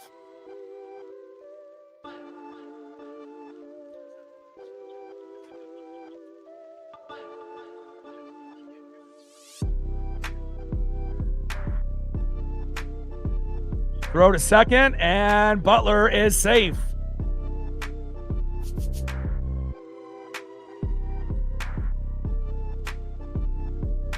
Cal's throws have been pretty wide right, but it looks like Butler ends up getting in there just in time.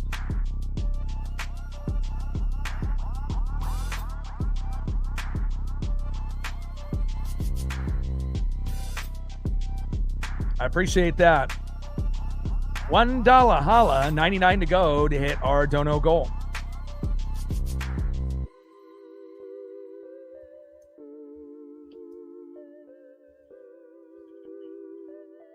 And Geloff gets a little piece of that foul. Sinker, 94 miles an hour. 1 ball and 1 strike to Zach Geloff.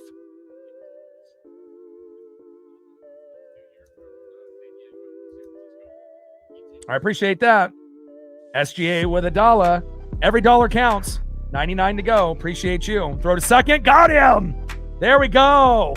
And Butler ended up getting a little greedy at second base, leaning too much to third, and great awareness there by Emerson Hancock. Throw to second base, and down goes Butler. And again, normally that happens to us Mariners, with the fan base and whatnot. But look at the timing here. Butler takes a jump, says, oops, I went a little too far, and Hancock to Cole Young, and he didn't have a chance. Huge play to keep him, obviously, at second base and end up being out for out number 3. Or out number 2, excuse me. And now ground ball. This will be out number 3. Throw to first and got him. There we go. Nice job there by Emerson Hancock as well as Cole Young. Beautiful. $1 holla, 99 to go to hit the dono goal. Appreciate you. Every dollar counts. All right, let's go to the bottom of the 5th inning. 3-1 Seattle. And again, we know what it's like, for guys to be falling asleep at first and second. There's been a number of times where we haven't been able to steal a bag, correctly. We've, gotten a hit and then kind of relaxed at first and got thrown out at first. We've had our third base coach wave guys home like Josh Naylor that had no chance of scoring. So there's been a lot of mental errors that we've had on the bags. And again, we at least get one on the other side with the Athletics there with Lawrence Butler. But that was just good awareness by Cole Young and Emerson Hancock to get him at the right time. Let's go to the bottom of the 5th inning and see who's up next here for Seattle.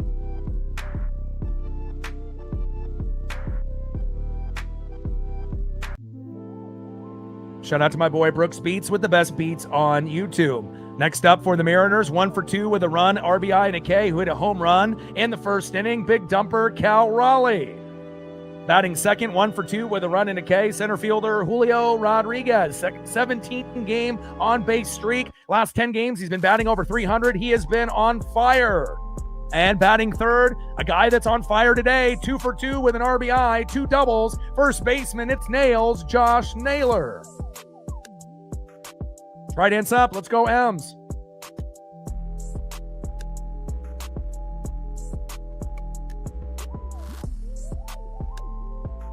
And we gained another sub since the last commercial break. Appreciate you. 68 subs to go to 23,900, 168 to 24,000. We're approaching 6 million views on the channel, which was awesome because we hit 5 million just a few months ago. We are definitely going in the right direction. And we're at 134 likes, 66 to 200.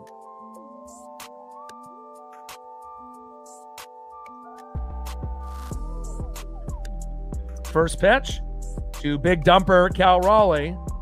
High and away, 93-mile-an-hour four-seam fastball there by JT Ginn, 1-0 count. Ginn on the mound, Cal Raleigh in the box. 1-0 pitch, just gets a piece of it. Four-seam fastball, 93 miles an hour to the big dumper. 1 ball and 1 strike with nobody on and no outs. Bottom of the 5th inning, 3-1 Seattle. 134 likes, 66 to 200. Let's go. Alex in the building, what's good? 1-1 pitch. Right down the middle. 1 ball and 2 strikes to the big dumper, Cal Raleigh. Change up 88 miles an hour there by JT Ginn. Bottom of the 5th, nobody on with no outs. 3-1 Seattle. 1-2 pitch. Goes low and into the dirt. Good save there by Shea Langoliers. Slider 87 miles an hour by Ginn. 2 balls and 2 strikes to the big dumper, Cal Raleigh.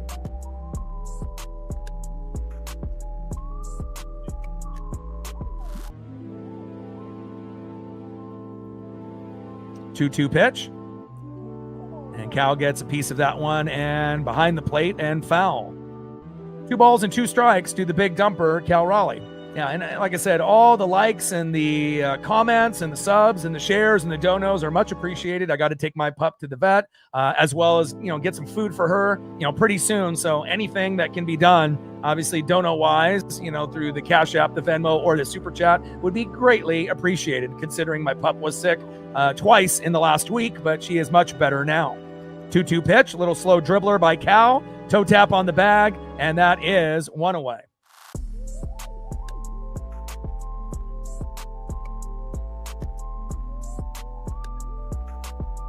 Next up, in the 3-hole center fielder, Julio Rodriguez. Let's go, J-Rod. And hopefully you'll be able to get a base knock. And eventually, after Cal ended up hitting that big home run in the first, maybe we'll be able to get something special late in the game with Cal as well. Let's go, Julio Rodriguez.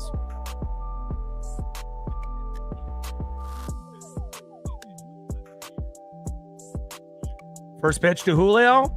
A line drive to third base, throw to first, and a laser to first, and that is 2 away. Yeah, nothing makes me, more sad and emotional is, seeing my pup not feeling good, and again, for people that end up having their soul dog, or potentially soul cat, if you have a pet that is more than a pet and it's like family, you would understand. And, not everyone's got kids. And, I'm trying to be the best dog father that I can be. And Paisley Pup is definitely my number one priority, with obviously this channel up there as well. First pitch to Josh Naylor is high and away. Change up 88 miles an hour, 1-0 count.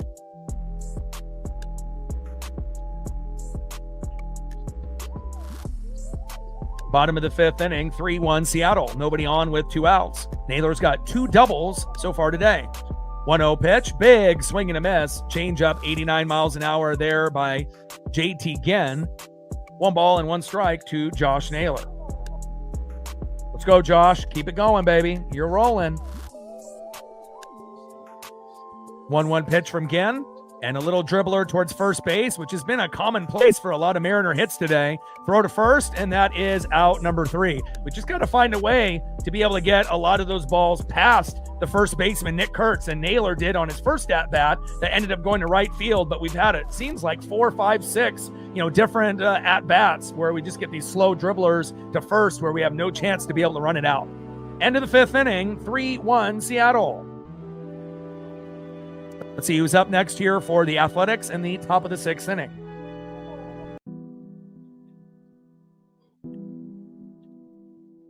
Next up for the Athletics, 0 for 2 with a K, first baseman Nick Kurtz. Batting second, 0 for 2 with a K, catcher Shea Langoliers. And batting third, 2 for 2 with a run and an RBI, had that solo dinger, Carlos Cortez. Trident's up, let's go M's.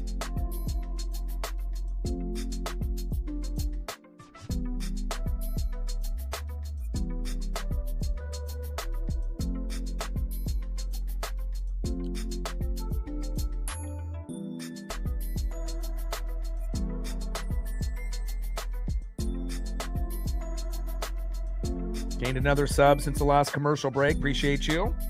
67 to go to 23,900. 167 to 24,000. And obviously, once we hit 24,000, the next one would be 25,000 as the big number on the channel. And we are approaching 6 million views on the channel, like I mentioned earlier, which is fantastic.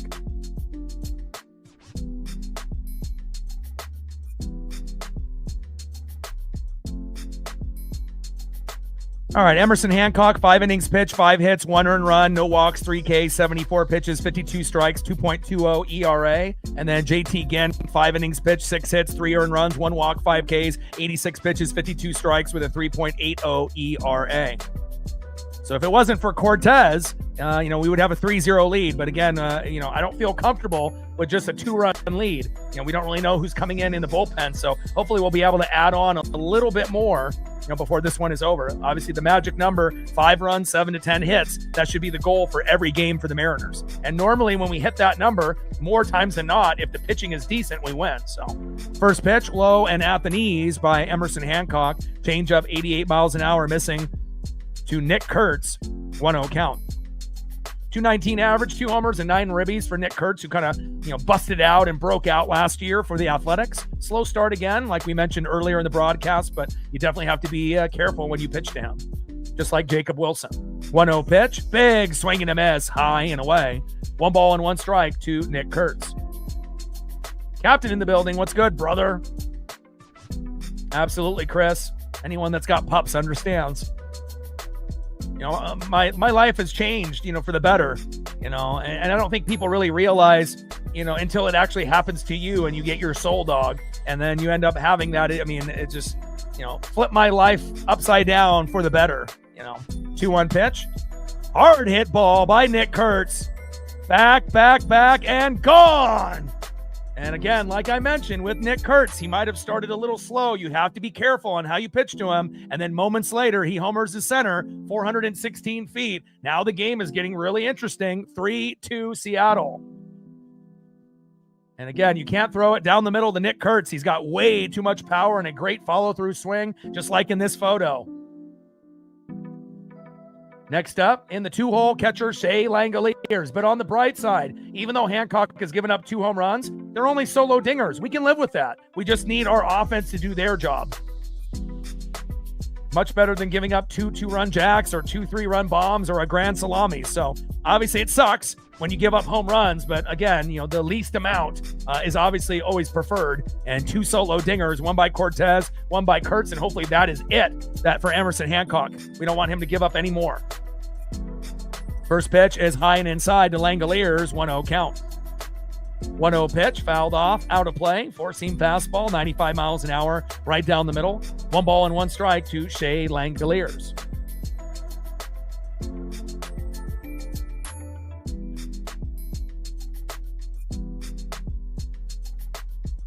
One pitch, fouls that one off into right field, out of play, 4-seam fastball, 95 miles an hour there by Emerson Hancock. 1 ball and 2 strikes to Shea Langoliers.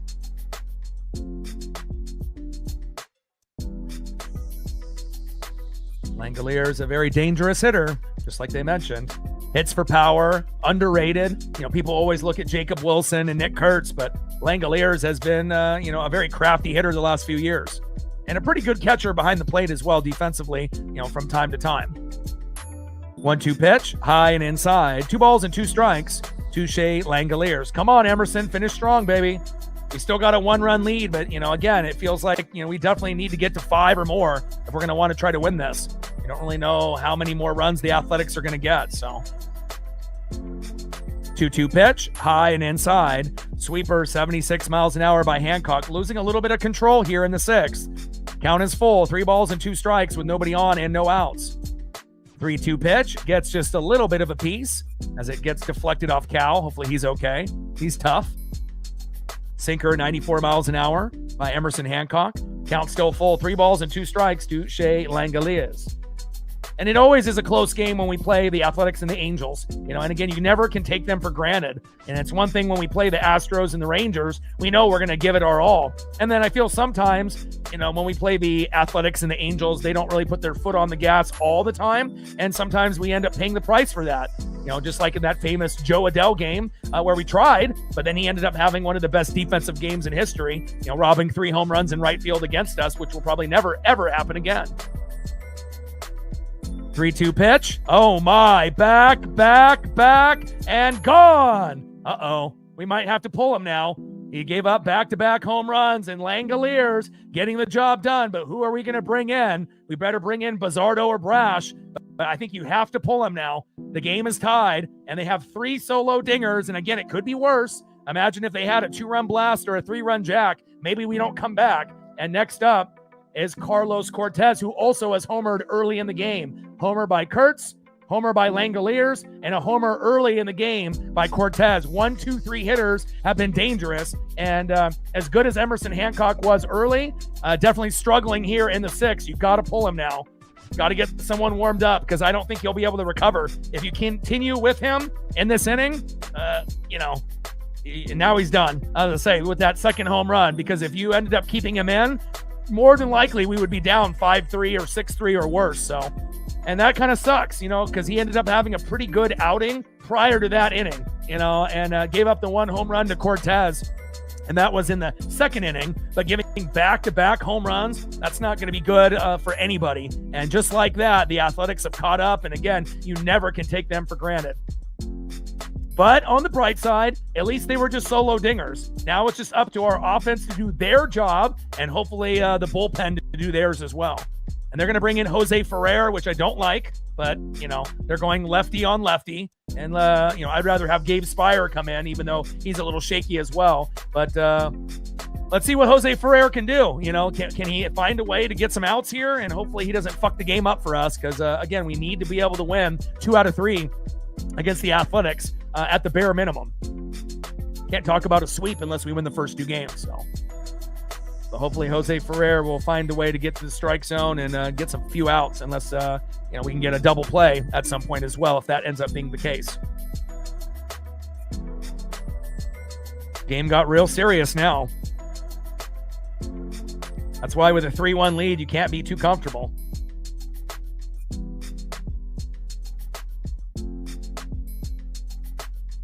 All right, Jose Ferrer coming in. And again, you got to be careful on how you pitch to Carlos Cortez, who homered in the second. And then we just had back-to-back home runs by Kurtz and Langoliers. And again, if you go right down the middle to some of these players, they're going to make you pay. And Emerson Hancock learned the hard way.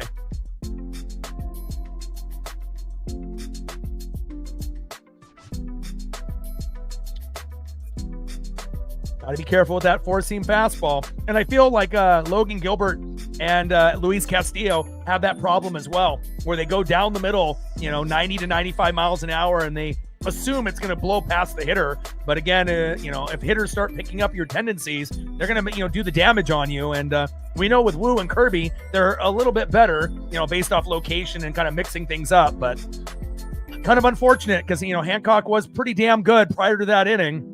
And now we're going to have to rely on our bullpen with Jose Ferrer and company to get the job done here. First pitch to Carlos Cortez. And he ends up going around 0-1 count. Sinker 95 miles an hour, high and away to Cortez. 0-1 count. 0-1 pitch. Little dribbler up the middle, and Ferrer gives up a base hit. Come on. And I don't like the decision of bringing Ferrer over Gabe Spire. He should have went the other way.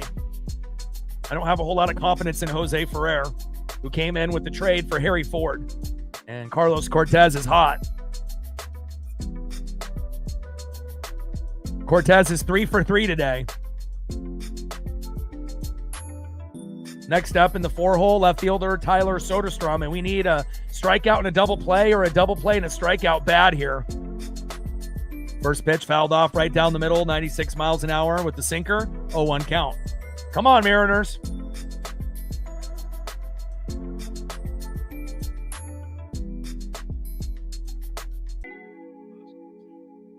Shout out to my boy Brooks Beats with the best beats on YouTube. Top of the 6th inning, 3-3, Athletics and Mariners. And just like I mentioned, when we play the Angels and the Athletics, if their record is, kind of piss poor, you never can count them out. Records go out the window in the AL West. It doesn't matter if you're in first place or last place. All the games are competitive for the most part. 1-1 pitch.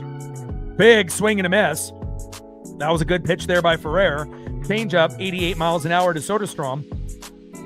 1 ball and 2 strikes with a runner at first and no outs. We need a strikeout and a double play and strikeout. Come on, Mariners, try dance up. We got a battle. It's going to be a war. 1-2 pitch and goes to first base and safe. And I believe that's probably the first time that we've given up back-to-back homers all season. I'm trying to remember if there was any other game that we gave up back-to-back homers, but, at the very moment, I'm thinking that might have been one of the first times. 1-2 pitch, popped up to Randy, and Randy is there, and that is 1 away. Nice defense by Randy Arozarena because it wasn't a ground ball. If it was a ground ball, that probably would have turned into a double or a triple. Down goes Soderstrom, and that is 1 away, and we needed that badly.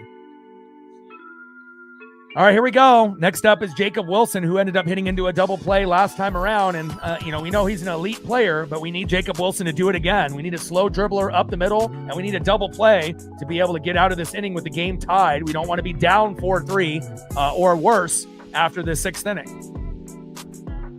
First pitch to Jacob Wilson is a strike. High and inside, sinker, 97 miles an hour by Ferrer, 0-1 count.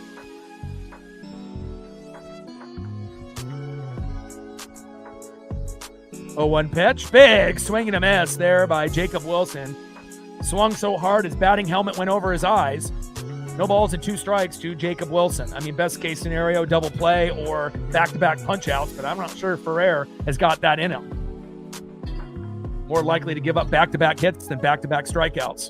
0-2 pitch, hard hit ball, shallow right field, and caught there by Dominic Canzone, and that is 2 away. Cortez scampers back to first. All right, here we go. We need a strikeout, pop up, or ground out. And I don't think you're going to get strikeouts with Ferrer. So we just got to get the fielder's choice at second and pop up or ground out here, hopefully, for the former Met, Jeff McNeil. He's 0 for 2. Let's make it 0 for 3.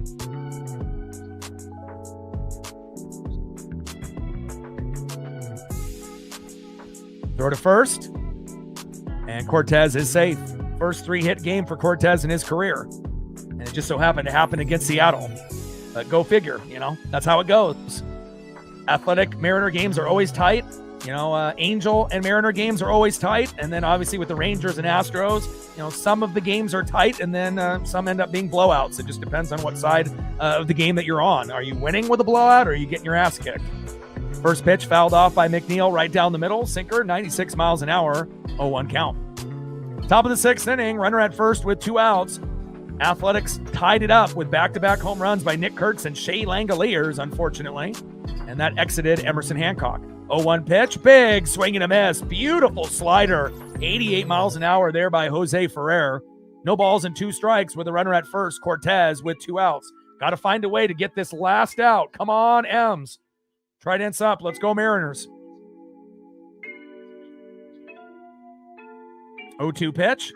Pops it up and fading out of play. Sinker, 97 miles an hour by Jose Ferrer. No balls and 2 strikes with a runner at first and 2 outs. Top of the 6th inning. We're knotted up at 3. Trident's up. Let's go, Ems. We definitely need to try to get to that 5-run, 7 to 10 hit range. And also the bullpen needs to step up. 0-2 pitch. And that goes behind the plate to the Alaska Airlines sign. No balls and 2 strikes to Jeff McNeil. Jose Ferrer on the mound. Jeff McNeil in the box. And hopefully there'll be a few more photos of Jose Ferrer. Finally got a good one of Ruff Snyder as well as Connor Joe. And we'll see if we can get it one of Ferrer here sooner than later. 0-2 pitch. Pops it up into shallow left field. No, it goes to third base. Throw to first. Not in time. I thought it was going to go into shallow left field, but not enough. And it goes right in front of Leo Rivas, but no play at third. And McNeil is safe. Yikes.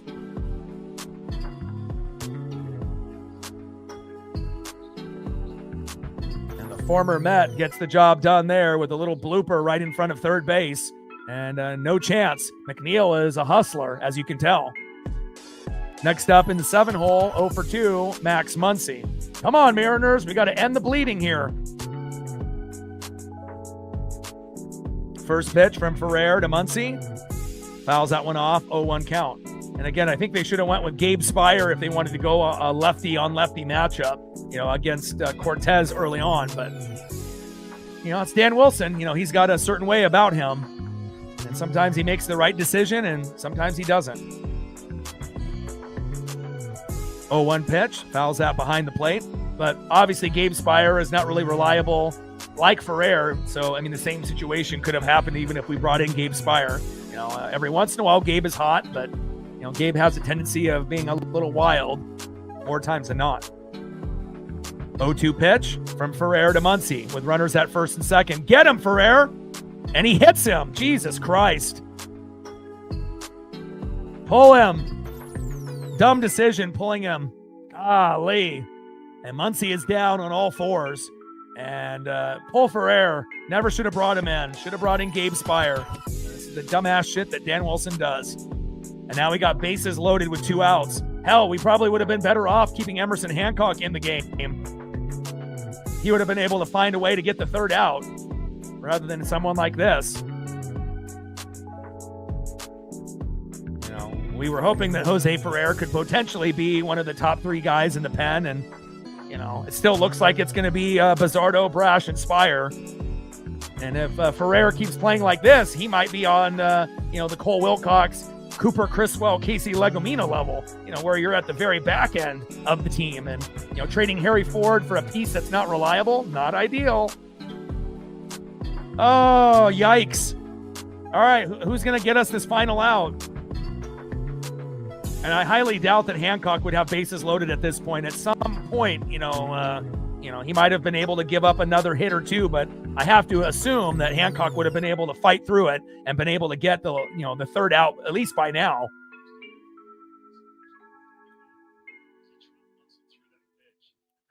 But Jose Ferrer definitely has not looked really that good for us early in the season.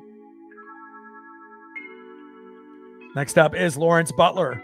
First pitch to Butler, in there for a strike, and he is going to challenge. ABS challenge here by Lawrence Butler. Game's not over yet. Still the top of the 6th. We're knotted up at 3. No, he wanted to challenge, but they didn't give it to him. That's weird. 0-1 pitch. Little dribbler right to Ferrer. Throw! Jesus Christ, Ferrer. What are you doing? And that tells me that he doesn't even know how many outs there is. What are you doing? Jesus Christ. Bases loaded. There's 2 outs. He gets the ball and then starts looking around at all the bases. I mean, pull this guy. Don't even be playing this guy. If this guy doesn't even know how many outs there is and he's shaky as a relief pitcher, always go Gabe Spire. Don't even play this guy. Holy hell. If you got Cole Wilcox and Casey Legomina and obviously Cooper Criswell, they're not trustworthy. But I'm starting to think that Ferrer, he might be the worst one of them all. Holy hell. At least we get out of the inning 3-3, but this guy is not a good asset for the Mariners. Jesus. All right, let's see if we can actually take the lead here. My God, that might have been able to fly over there in Washington for the Nationals, but Jesus. Yikes. All right, let's go to the bottom of the 6th inning and let's retake the lead. Let's see if we have the right batters to do so. Next up for the Mariners, 0 for 2 with a K, left fielder Randy Arozarena. Batting second, 0 for 2 with 2 Ks, DHing today in the 6th hole, Luke Raley. And batting third, 2 for 2 with a run, RBI, and a solo dinger, right fielder Dominic Canzone. Trident's up. Let's go, M's. Yeah, I'm starting to feel Ferrer might be the worst guy in the pen. We know Carlos Vargas has been injured, and we don't really know what we're going to get out of him when he comes back, but man.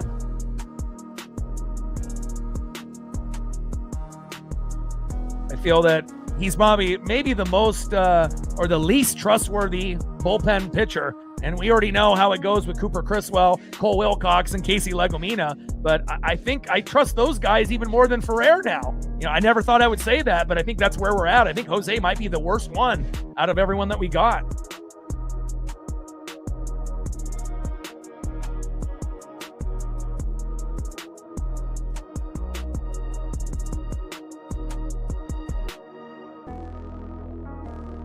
All right, 152 likes, 48 to 200.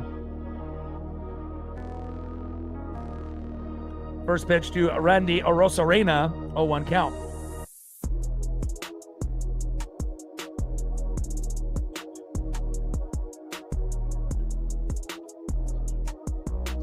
Oh-1 pitch, high and inside. Takes a strike looking with that sinker, 93 miles an hour.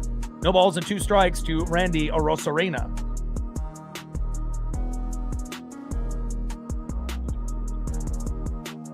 0-2 pitch, check swing. Did he go? Slider, 86 miles an hour. 1 ball and 2 strikes to Randy Arozarena.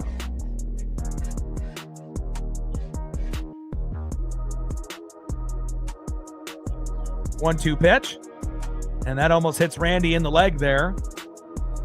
Sinker, 93 miles an hour from JT Ginn. 2 balls and 2 strikes to Randy Arozarena.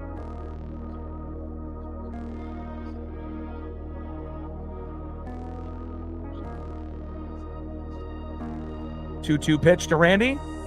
Hard hit ball into right field, fading foul. Sinker, 94 miles an hour there by JT Ginn.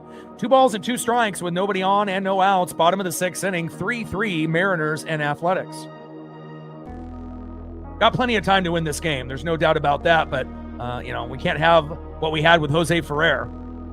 Big swing and a miss. Down goes Randy, and that is 1 away. Nice punch out there by JT Ginn. And now the A's are going to make a pitching change here. And that was 6 Ks for JT Ginn, 5.1 innings pitched, 6 hits, 3 earned runs, 1 walk, 6 Ks, 92 pitches, 56 strikes, 3.74 ERA. So gave up a few runs early within the first 2 innings, but was clean for the rest of the 4 innings, until he just got pulled there. And then hopefully we can have a mini meltdown on the Athletics here moving forward.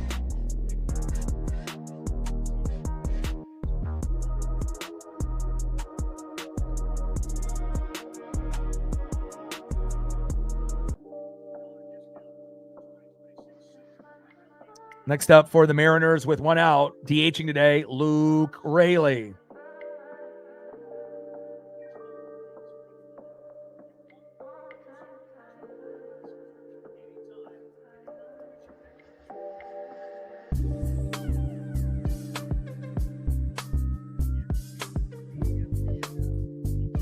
All right, Hogan Harris coming in.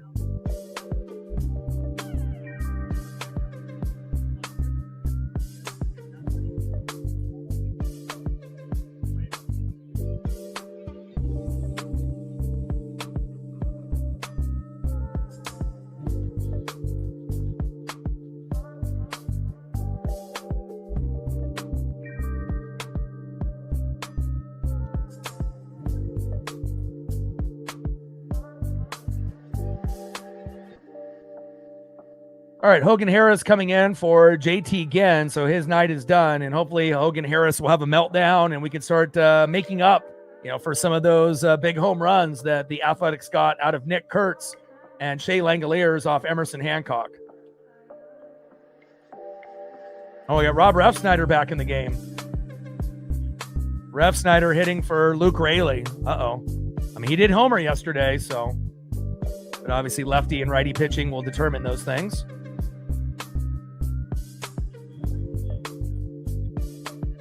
All right, Hogan Harris is a lefty, so that's why they made the change. No Luke Raley, no lefty on lefty, and now we got to hope that Refsnyder, after being a new dad, obviously had already a couple kids. I believe that's his 3rd kid, and let's see if Rob Refsnyder can feed off that momentum, off that first pitch that he took yard against the Rangers yesterday. First pitch, takes a strike looking, 0-1 count. 0-1 pitch, change up, low and at the knees. Off speed, curveball, 74 miles an hour by Hogan Harris. 1 ball and 1 strike to Rob Refsnyder. Come on, Rob. 1-1 pitch, takes a strike looking high and inside. 1 ball and 2 strikes from Hogan Harris to Rob Refsnyder. So no more Luke Raley for the rest of the game, which I don't know if I like, but 1-2 pitch. Low and at the knees, curveball, 74 miles an hour off speed by Hogan Harris. 2 balls and 2 strikes with nobody on and 1 out. We're knotted up at 3, Athletics and Mariners. But they brought in a lefty pitcher, so they didn't want to do the lefty on lefty matchup. So that's what, this manager will do often. 2-2 pitch, big swing and a miss. And again, if we were going to get a strikeout from Refsnyder, we would have taken that from Luke Raley instead. But again, he did homer yesterday, but, we're talking about a guy that got his first hit of the game, 20 plus games in, so the chance of him getting a home run again was very slim to none, let alone a hit. All right, here we go. Next up with 2 outs, Dominic Canzone, who does have a homer in this game. Let's see if the Italian Stallion can bring us a little bit of magic. We're going to need it. First pitch, takes a strike looking from Harris, high and away, 4-seam fastball, 94 miles an hour, 0-1 count. 0-1 pitch, takes another strike looking high and away. 4-seam fastball, 96 miles an hour by Hogan Harris. No balls and 2 strikes to Dominic Canzone. Come on, Dom. Hard hit ball, line drive, right to Jeff McNeil, and that is out number 3.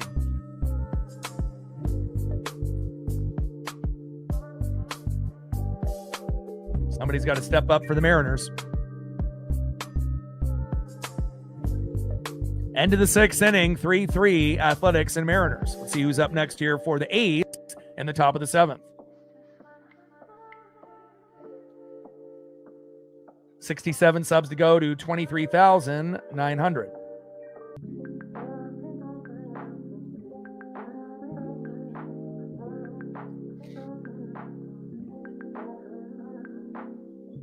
Shout out to my boy Brooks Beats with the best beats on YouTube.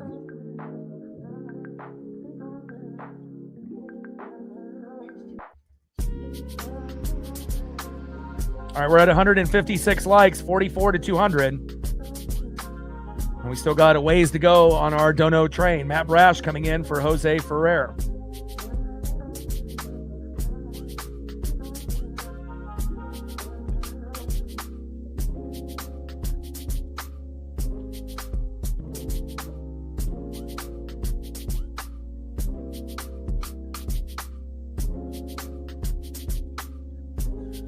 Hopefully Brash will be electric. And for guys like Bizzardo and Brash, I wouldn't mind if they pitched more than one inning. And those would be the only guys that would be qualified to do so.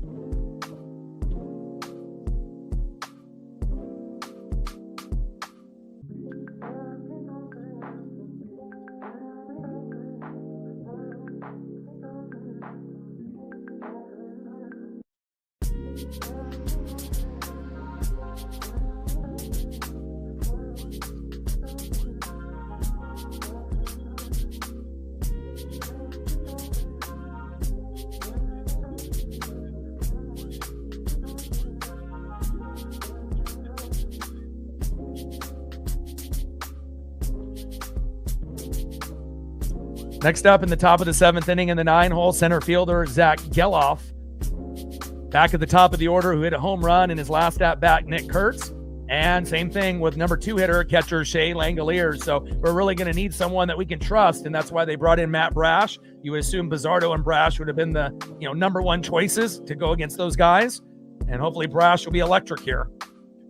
First pitch, takes a strike looking on the line, low and at the knees. Beautiful slider there by Brash on Zach Geloff. Slider 85 miles an hour, 0-1 count. 0-1 pitch, fouls that one off towards first base. Slider 85 miles an hour there by Brash. No balls and 2 strikes to Zach Geloff.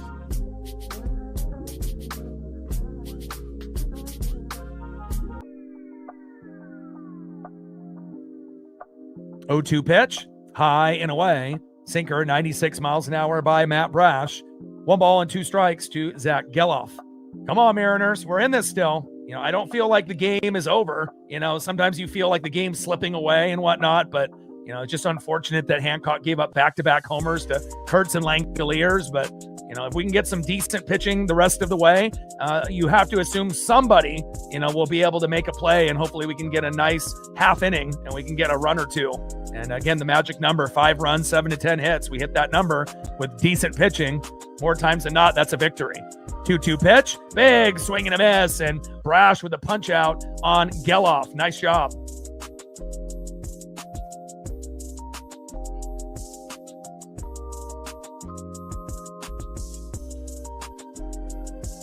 Nice job there by Matt Brash, but now he's going to have his work cut out for him.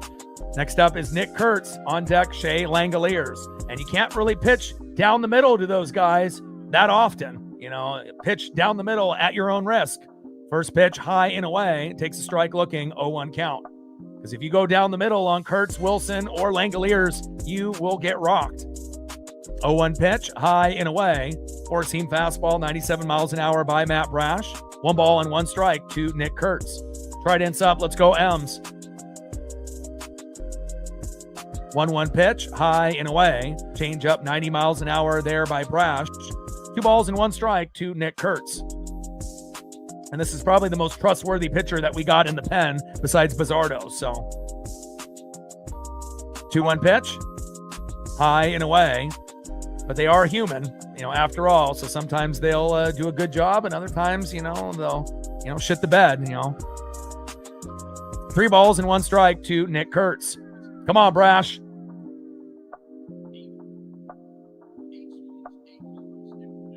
3-1 pitch to Kurtz, high and away, and that ends up being a 5-pitch walk. Kurtz to first. Next up is Shea Langoliers. All right, give me the double play now. Slow dribbler up the middle to J.P. Crawford or Cole Young. Throw to Josh Naylor. Get out of this inning. Out of those hot batters the Athletics have here in the top of the 7th. I mean, I'll take back-to-back strikeouts if we can get them from Brash as well. First pitch, takes strike looking low, but in the zone. Slider 86 miles an hour, 0-1 count.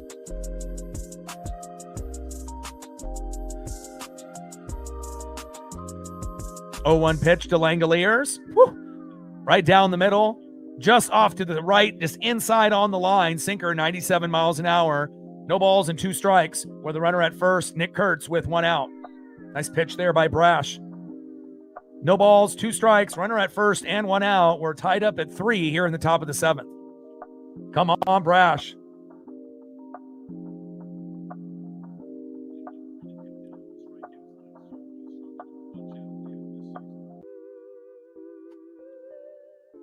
Oh, 2 pitch. And slider gets away from him. 86 miles an hour, low and away, off the plate by a few feet. Good save there by Cal Raleigh. 1 ball and 2 strikes with a runner at first and 1 out. Top of the 7th, 3-3, Athletics and Mariners. 1-2 pitch, popped him up. Naylor is there. And Cole Young says, I got it instead. Good communication by the Mariners there. Nice job by Cole Young. And that is 2 away.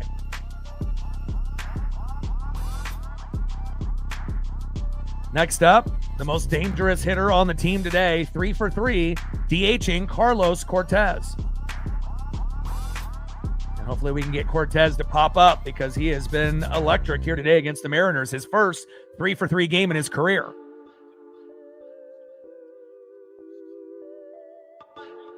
Throw to first, and Kurtz is safe.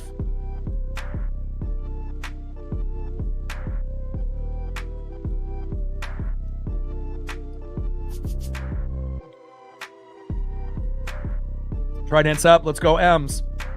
Brash. Hard hit ball by Cortez.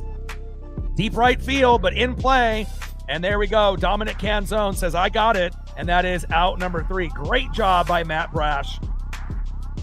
That's exactly what we want. Hell, I would want him to come back out there in the 8th as well. No one's going to be better, you know. But who knows what they'll do. And hopefully the bats can come alive here and we can take the lead. Let's see if we can get a run. Next up for the Mariners, 0 for 2 in the 8-hole, second baseman Cole Young. Perfect time to get a little blooper in left field or right field. Let's go, Cole. Batting second, 0 for 2, third baseman Leo Ribas. You may need to drop the bunt down. And batting third, 0 for 2 with a base on ball, shortstop J.P. Crawford. Trident's up. Let's go, M's. Find a way to win this game, even if it ends up being just 4-3. We got to win this game.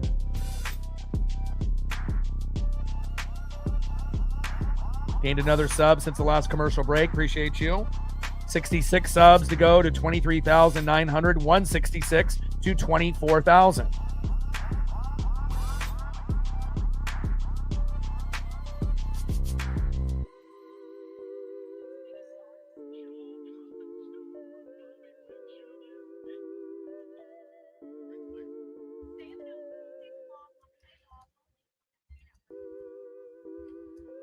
All right, we're at 168 likes, 32 to 200.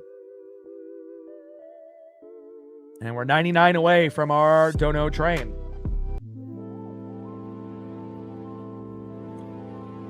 AR in the building, what's good?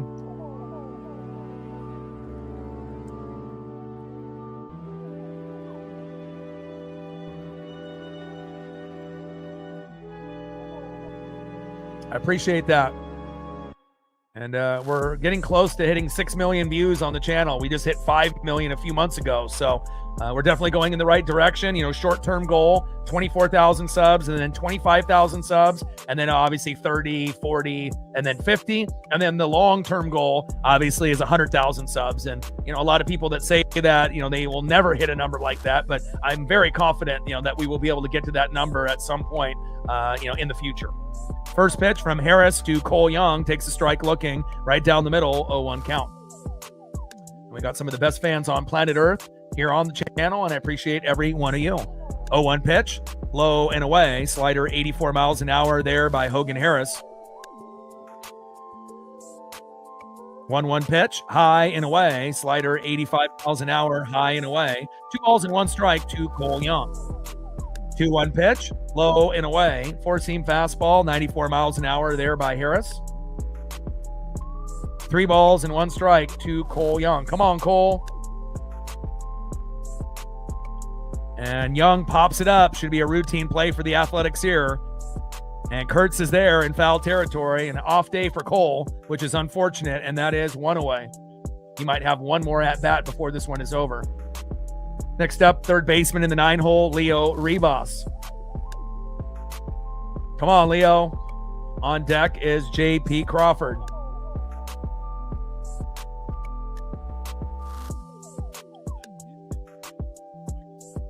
Appreciate that. Shout out to my boy Brooks Beats with the best beats on YouTube. First pitch is high and inside. 4-seam fastball, 95 miles an hour to Leo Rivas, 1-0 count. 1-0 pitch, takes a strike looking. Beautiful curveball, off speed, 74 miles an hour by Hogan Harris. 1 ball and 1 strike to Leo Rivas. 1-1 pitch, high and inside. 2 balls and 1 strike to Leo Rivas. And again, with Brandon Donovan injured, unfortunate because we play the Cardinals on the road after this, and that left growing strain, he's going to be out for at least 10 days. And again, a lot of times when you play your former team, you go off, you go crazy. Unfortunately, he's not going to be able to play the Cardinals here on the Mariners the first time around. But we wish him the utmost, success, and hopefully the growing will heal properly. 2-2 pitch. Big swing and a miss. Down goes Rivas, and hopefully Colt Emerson gets healthy as well, because if he was healthy, there was a good chance that we would have called him up this morning. But they decided to go a different route with Will Wilson, considering he's got a little minor injury himself there on the Tacoma Rainiers. We need a shot in the arm. We need Colt Emerson. Rick Riz agrees. All right, baby, let's go, Riz. We need something here. Next up is J.P. Crawford. First pitch, takes a strike looking right down the middle. Slider, 86 miles an hour by Hogan Harris. 0-1 count. Who's going to be the hero for the Mariners here today? 0-1 pitch, takes a strike looking high and away. 4-seam fastball, 95 miles an hour there by Harris. JP, is he challenging with the ABS here? No, he's not. No balls and 2 strikes to J.P. Crawford. 0-2 pitch, and gets a piece of it, and it goes towards first base and foul. Off-speed curveball by Hogan Harris there. No balls and 2 strikes with nobody on and 2 outs. Bottom of the 7th inning, 3-3 Athletics and Mariners. And again, we were very hot in the first 2 innings, but we haven't done anything since. Somebody's got to step up for this Mariner team. 0-2 pitch. Pops it up and out of play. No balls and 2 strikes to J.P. Crawford, who has actually won us a few games and has been a pretty productive hitter. A few home runs within the last few games as well. 0-2 pitch. Fouls that one behind the plate to the T-Mobile bricks. 4-seam fastball, 95 miles an hour by Hogan Harris. No balls and 2 strikes with nobody on and 2 out. We're knotted up at 3, and it's not how you start, it's how you finish. But we had 3 runs within the first 2 innings, and they've gotten 3 runs within the last 4 innings. 1 in the 4th and 2 in the 6th. 0-2 pitch, fouled off, out of play. All the way into the upper deck. Come on, JP. JP obviously can, get hits more times than not lately. Luke Raley got replaced by Rob Refsnyder when they had a lefty come in. 0-2 pitch, and he was DHing today, not playing right field. Pops it up, and that is Jacob Wilson for out number 3. J.P. Crawford pops up and pops out. End of the 7th inning, 3-3 Athletics and Mariners. Let's go to the top of the 8th inning and see who's up next here for the A's. Next up for the A's, 1 for 3 in the 4-hole, left fielder Tyler Soderstrom. Batting second in the 5-hole, shortstop 1 for 3, Jacob Wilson. And batting third in the 6-hole, second baseman, formerly of the New York Mets, Jeff McNeil. And are they going to bring Matt Brash out again, or are they going to bring someone else in? If it's me, he had 15 pitches. I bring him back out for the 8th inning. Again, it's 3-3. If you bring anybody else in besides Bizzardo, good luck. And they're not going to bring him back out. They're going to bring in Casey Legomina. Yikes. Let's hope that Casey can get the job done.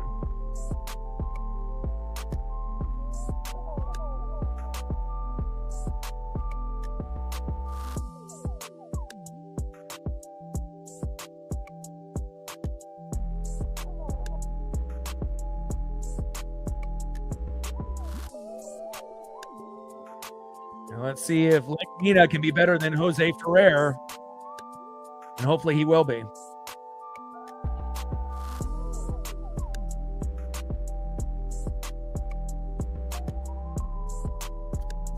Mariners, as well as every other team, needs to be spending more money, in the offseason for bullpen pitchers, or grabbing more starters and throwing them in the pen.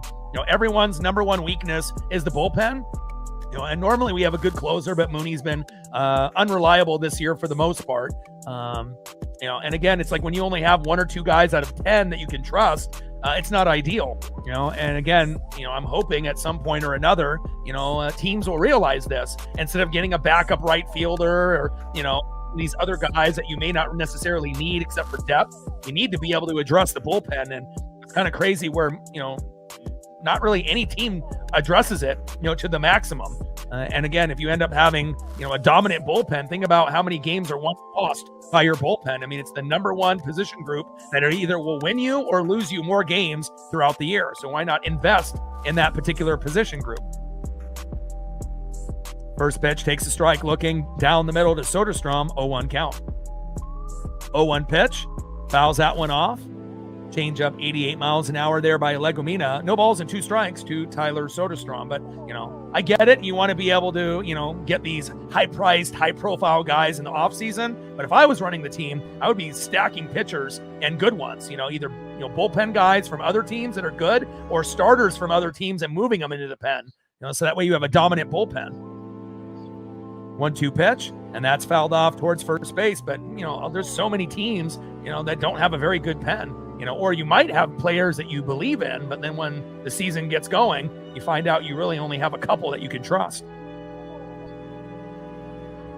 1-2 pitch from Legumina, and a hard hit ball into shallow left field, a ground ball to Randy. Holy hell. And Soderstrom's going for 2. Tag him. And not in time. And when any ball that goes to Randy, a single turns into a double when it's a ground ball, doubles turn into triples, and Tyler Soderstrom getting a big double there on Casey Legumina. We got to find a way and dig deep. I would have been, and again, if I was managing this team, I would have thrown Brash back out there again. Again, it's like there's only 2 pitchers that can go 2 innings, Brash and Bizzardo. Everyone else, only 1. I don't care how good they do. And we don't really have the luxury of, having a great bullpen. It's like you trust Bizzardo, you trust Brash, that's it. And another hard hit ball for another hit. And Dominic Canzone gets that ball, and at least we get a decent throw home to keep him there. And now we have runners at first and third with no outs. Good decision by Dan Wilson, bringing in Casey Legumina instead of bringing Brash back out. Good job, Dan. And now we need a strikeout and a double play, or a double play and a strikeout. And now the Athletics are threatening. And based on the flow of this game, it's very possible that, whoever gets to 4 could win this game. But the Athletics are thinking of getting to 5 or 6 at this point with runners at first and third and no outs. And it shows you again, Dan Wilson, not a good manager, in high risk situations and, where he actually has to be able to make a decision. He gets an F grade, and he's been doing the same type of shit, obviously last year as well. And it's just, we have a really talented group that overachieved last year, but as far as making substitutions, bringing guys in, keeping guys in too long, bringing the wrong guy in at the wrong time. I mean, he's the masterclass at that. Top of the 8th inning, runners at first and third with no outs.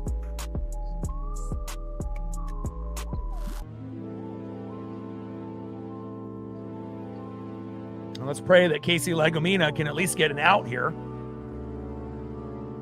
Next up is Jeff McNeil, the former Met. He's probably happy he's not there. First pitch is high and away, 1-0 count. But again, Casey Legumina, Cooper Criswell, Cole Wilcox, they're all untrustworthy. Jose Ferrer, untrustworthy. Gabe is trustworthy maybe half of the time, and then Bizzardo and Brash probably about 90% of the time. And then Mooney this year, we've trusted him maybe 25% of the time. And normally it's like 90 to 95 with him. So a lot of issues. 1-0 pitch, high and away. 2 balls and no strikes to Jeff McNeil. Jesus Christ. 2-0 pitch, high and away. Sweeper missing. 3 balls and no strikes to Jeff McNeil. Pull him. Dumbass should have kept Brash in, but again, Dan Wilson for you. 3-0 pitch. Finally getting a strike on the line, low and away. 3 balls and 1 strike to Jeff McNeil. Top of the 8th inning. We're knotted up at 3. Runners on the corners at first and third with no outs. We need a strikeout and a double play, or a double play and a strikeout. 3-1 pitch. Just gets a piece. Change up 87 miles an hour. That ends up going into the dirt. Nice save there by Cal. Count is full. 3 balls, 2 strikes. Runners on the corners at first and third and no outs. Top of the 8th. We're tied at 3. Come on, Legomina. Dan Wilson, you bum. 3-2 pitch. Almost hits him, and now we have bases loaded. Good job, Dan Wilson. You fucking moron. His situational awareness, when you have a party or you go into a room and there's certain things that are going on and there's certain people that can read the room and read people and certain people that are oblivious. Dan is one of those guys. He could walk into a room and not understand what the hell is going on, and it fucking shows in his coaching style. Jesus. Bases loaded, no outs. Why is Legomina still out there? Popped up. Shallow right field. Dominic Canzone is there. Runner is going to tag. He's coming home. Throw! Throw is safe. Throw was decent there by Canzone. Soderstrom scores. And the sac fly ends up scoring a run.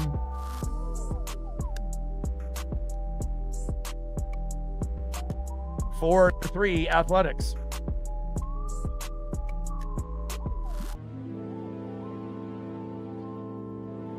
And again, if we would have, brought Brash back out, this probably does not happen. I highly doubt that Brash would have given up bases loaded.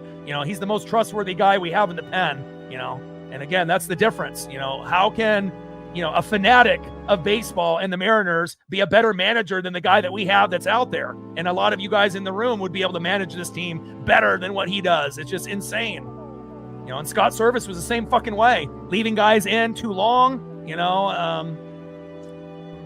bringing the wrong guys in, and he has this kind of mentality where he's like, I'm going to leave these guys out there. I hope they figure it out. That's not being a good manager. You have to be able to make adjustments, and he is the worst at making adjustments, let me tell you. First pitch to Lawrence Butler, takes a strike looking, high and away, and hopefully we're only down by 1 run as we go to the bottom of the 8th, but we're going to need a little bit of luck here, maybe a double play. But I don't know if we're going to get it. 0-1 pitch, low and at the knees to Lawrence Butler. 1 ball and 1 strike with runners at second and third and 1 out. Top of the 8th inning, 4-3 Athletics.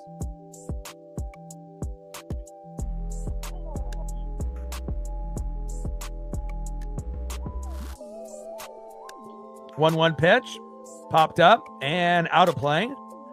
1 ball and 2 strikes to Lawrence Butler. And again, not only does the bullpen determine more games than you win and lose, if you have a shitty manager, Dan Wilson, that costs you a lot of fucking games throughout the year. You got to think Dan's probably going to cost us 20 plus games or more this season with his dumbass decision making. 1-2 pitch, and that goes behind the plate to the T-Mobile bricks. 1 ball and 2 strikes with runners at second and third and 1 out. Top of the 8th inning, 4-3 Athletics.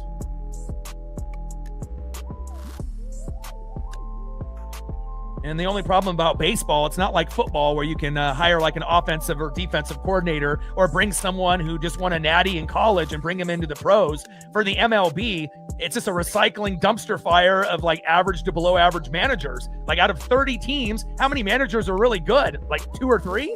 So there's really not that many really great managers. And a hard hit ball in the right field, another RBI. Dominic Canzone can't handle it. And now when it rains, it pours. And just like that, 5-3 to 6-3. And realistically, this game is over. It's going to take a miracle for us to come back, considering we're down by 3 runs now and we only have 1 out. Nice job, Dan Wilson, you fucking idiot.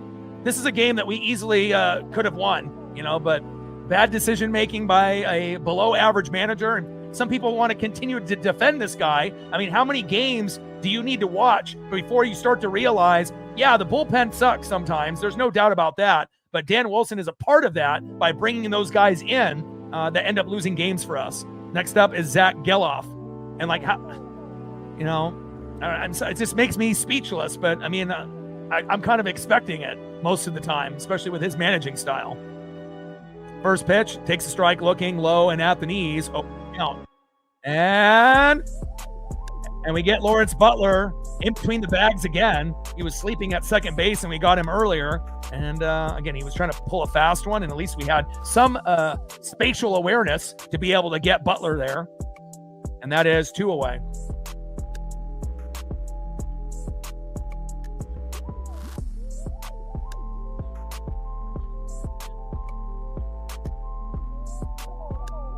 Again, you know, the bullpen, you know, is going to win or lose you more games than any other position group. But then if you have a shitty bullpen overall, right, with not many trustworthy guys, we only have Brash and Pizzardo that we can trust out of everyone. And then you have a shit manager, you know, that's not a good combination. It's like the worst thing that you possibly can have. Shitty bullpen, shitty manager, shitty decision maker.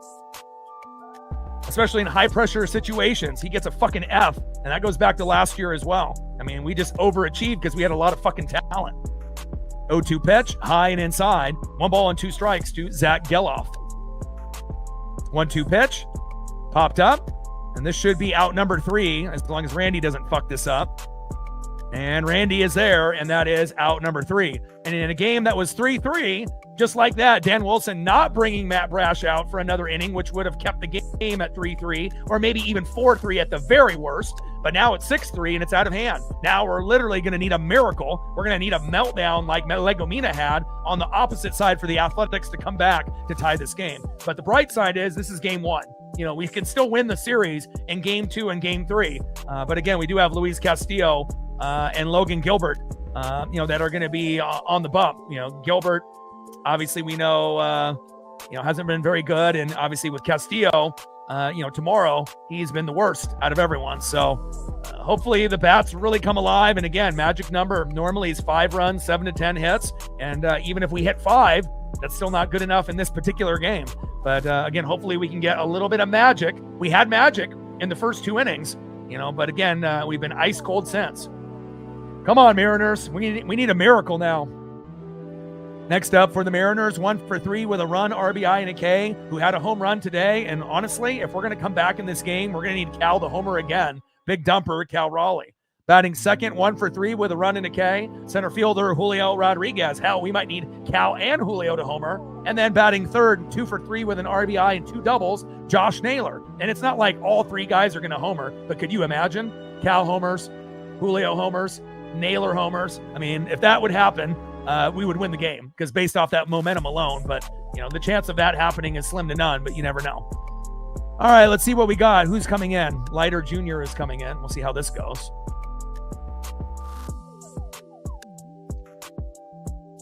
All right, Mark Leiter Jr. coming in. The former Yankee.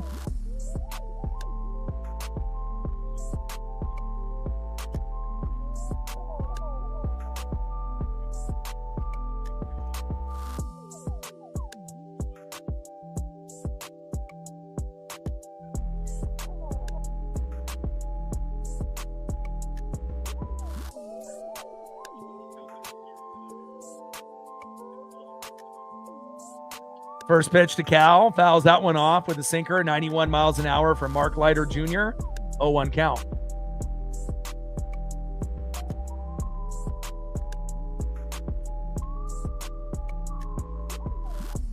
Now we just have to try to chip away.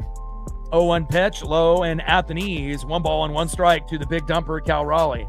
Mark Leiter Jr. on the mound. Big dumper in the box. And at this point, we're going to need a home run. We're going to need like a couple walks. We need to steal some bags. We might need to get a guy hit by a pitch. Like we need a full meltdown by the Athletics here. 1-1 pitch, low and away. 2 balls and 1 strike to big dumper, Cal Raleigh.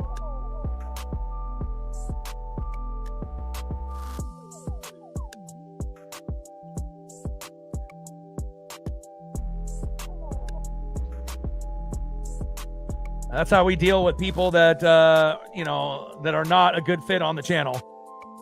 Fuck out of here. Pitch fouled off there by Big Dumper. 2 balls and 2 strikes to the Big Dumper at Cal Raleigh. Come on, Cal.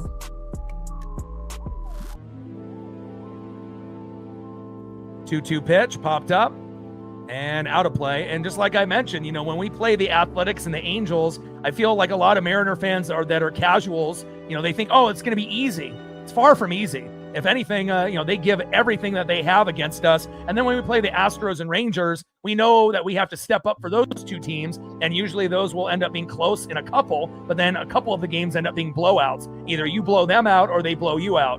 But when we play the Angels and the Athletics, it's always tight. They always give us, their A game most of the time. 2-2 pitch popped up. Should be a routine play in shallow right field. And Denzel Clark is out there, and that is 1 away. Next up for the Mariners, center fielder Julio Rodriguez, 17-game on-base streak going. And, Julio's been great in the last 10 games, batting over 300. But again, we're definitely in a big hole here. But hopefully Julio Rodriguez can get a single, double, triple, or a home run to at least give us a chance, to be able to compete here in the 9th.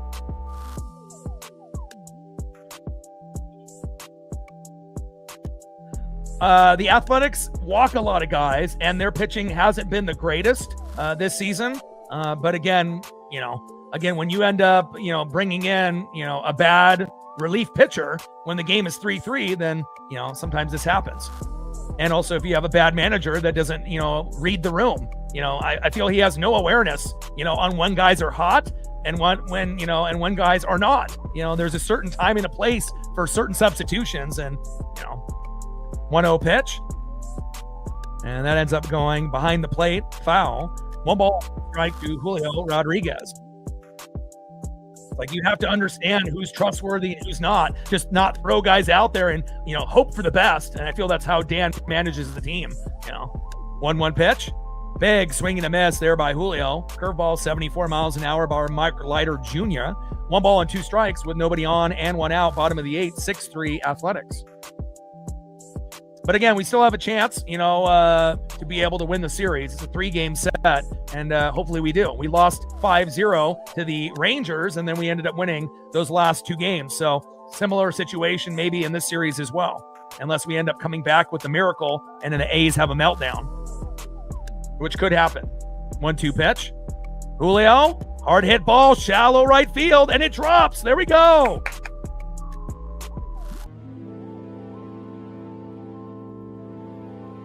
Nice job by Julio Rodriguez. As far as trust, this is one guy that we can trust in the lineup, and this might be the first year that he actually has a good first half and a good second half, even though the first 10 games were terrible for him, Cal, and Naylor. But it seems like Julio, Naylor, and Cal are starting to find the rhythm, especially Julio. Next up is Josh Naylor, 2 for 3 with an RBI. He's got 2 doubles today, and nothing would be sweeter than a Josh Naylor home run to make it 6-5. Naylor with a dribbler up the middle. Let's go. Let's go. Julio, go to third. Go to third. Yes. There we go. And just like that, a mini meltdown. And now we got runners at first and third with 1 out. Here we go. And again, you just have to have some faith. Nice job there by Julio Rodriguez. Nice job there by Josh Naylor. One of the best games he's had since he's implemented the leg kick. 3 for 4 day. Let's go. Next up is Randy Arosarena, who homered yesterday, right? Ended up using the Trident as a guitar and Julio on the microphone. If Randy homers here, the game is tied, and we would have the momentum at that point to win the game. But again, can Randy get the big RBI to make it 6-4 or the big home run to make it 6-6? Let's go, Randy. First pitch, takes a strike looking right down the middle, 0-1 count. Come on, Randy.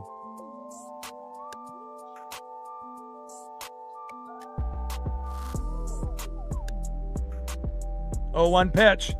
Almost hits him. He shouldn't have even moved out of the way. Just would have taken one there in the thigh. We would have had bases loaded. All right, it's time for the Mariner Moose to come out. Usually that gives us good luck. Let's go. Everything went to shit when we brought in Casey Legomina and Jose Ferrer. Brash did a good job. They didn't bring him out for the second inning. 1-1 pitch, hard hit ball into right field, foul. But now with hits by Julio and Naylor, who have been hot today, now we need Randy to do his job. Unfortunately, we don't have Luke Raley after that. They decided to substitute for Rob Refsnyder, which was a mistake. But again, that's Dan Wilson for you. Come on, Randy. 1-2 pitch, low and away. And Naylor steals a bag. And again, we know that he was amazing at it when he got picked up by the Mariners, and getting many, many stolen bags. Hasn't had too many opportunities to steal bags this season yet, but a nice stolen bag there by Naylor. Now runners at second and third with one out. Randy, big swing and a miss, and that is 2 away. Randy cannot cash in with runners at second and third, Naylor and Julio. And now normally this would be Rob Refsnyder, but you better switch him out for someone else. I mean, Rob did homer yesterday, but is this really the guy that you want in right now? Yeah, he got his first hit of the season yesterday, first pitch home run. And obviously, if you really want to be a hero, Refsnyder homering here could put us at 6-6, but I don't know. That he has a better chance of striking out, honestly, than anything. First pitch, big swing and a miss, 0-1 count. And this kind of makes you wish that Victor Robles was healthy, because then this could have been Victor Robles, in the box. And, not the greatest hitter either, but I think I trust Victor more than Ref. 0-1 pitch, low and away. Splitter 86 miles an hour there by Leiter Jr. 1 ball and 1 strike to Rob Refsnyder. Unless we can get like a wild pitch and we can get Julio to score from third to make it 6-4, that would be great. Come on, Mariners. Got to find a way. And it would have been much better to have Luke Raley in this moment, but that's Dan Wilson for you. 1-1 pitch, and Refsnyder pops it up, and that is going to be out number 3. Good job, Dan, you dummy. And we leave 2 stranded. It felt like we had a little thing going, but again, making a bad substitution for one particular pitcher, you have to look at the potential, outcome, of after that initial at-bat, the rest of the game. Do you really want Rob Refsnyder batting the rest of the game, or would you rather have Luke Raley go the rest of the game, considering he's your best hitter, best batting average, most home runs, most ribbies, or you're going to go with Rob Refsnyder, a guy that got his first hit yesterday. And yeah, it was a home run, but what are the chances of a guy hitting a home run in back-to-back games when he got his first hit 22 games in? Managing. Dan Wilson, what are you doing? All right, end of the 8th inning. Let's go to the top of the 9th, and we'll see what we get here from the Athletics. Good effort by Julio and Josh Naylor, but again, Dan fucking with the lineup definitely ended up, not helping us out here late in the game. Next up, 1 for 3 with a run, RBI, and a base on ball. First baseman Nick Kurtz. Batting second, 1 for 4 with a run, RBI, and a K. Catcher Shea Langoliers. And batting third in the 3-hole, DHing Carlos Cortez. And now we're going to bring in Cooper Criswell. Jesus Christ. Bad pitcher after bad pitcher. Dan Wilson, what are you doing? But again, obviously, we're down 3 runs, so essentially he's given up by bringing in Cooper Criswell.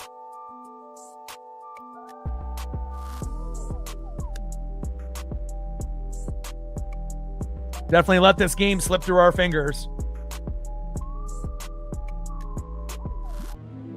Got to be better tomorrow as well as on Wednesday. All right, Cooper Criswell, another pitcher that we can't trust coming into the game.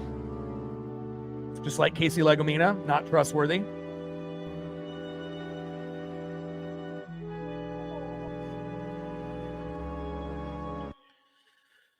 Oh, man, oh, man, oh, man, oh, man. And again, I don't think Dan Wilson, they like to do the splits, with DePoto and everyone and whatnot. First pitch by Kurtz. Oh, that was the previous play. First pitch takes a strike looking, 0-1 count. But, I feel like when Dan makes a substitution for like a, lefty to a righty or a righty for a lefty, he only thinks about that at bat. He doesn't think about the strategy after that at bat, the rest of the game. Like who would you rather have, Luke Raley for the whole game or Rob Refsnyder for a couple at bats? And I think it's very clear you want your best player, to get all the at bats if it's a righty or a lefty, rather than trying to play, the numbers. And a lot of times that shit doesn't work. You actually have to have a batter come in that can hit, not Connor Joe or Rob Refsnyder or someone of that nature. But that's what a bad manager does. And Kurtz ends up popping up and popping out on a 1-1 count. There to shallow center field, and that is 1 away. Next up with a home run early in the game, like Nick Kurtz, catcher Shea Langoliers. Hard hit ball towards third base and foul. Oh, man, oh, man, oh, man. Nothing is worse in baseball when you have bad bullpen and a bad manager that makes bad decisions. You know, the only way that you win in that scenario, right, is if your starting pitcher is great. Nice play there at first, toe tap on the bag by Naylor's, 2 away. The only way that you end up countering a bad manager that makes bad decisions and you have a bad bullpen is that if your starter does great and then your hitters are going wild. That's the only way you can combat it, you know, and most times, you know, you're not going to be able to win, you know, because it's going to put you in a hole. I mean, unless you end up hitting 5 to 10 runs, but unfortunately we only have 3 today. Played good in the first 2 innings, but, you know, haven't done anything since. But again, Scott Service was just as bad as Dan Wilson in the same type of, you know, strategy. You know, I'm going to throw a guy out there, hope he figures it out, you know, but it goes on you, not just the players themselves. You know, just because you throw them out there doesn't mean your job is safe, you know. 1-0 pitch to Cortez in there for a strike. 1 ball and 1 strike from Cooper Criswell, the Red Sox, to Cortez. Carlos Cortez having a great game here today. 1-1 pitch, hard hit ball, and that gets past Cole Young, and another base knock for Cortez.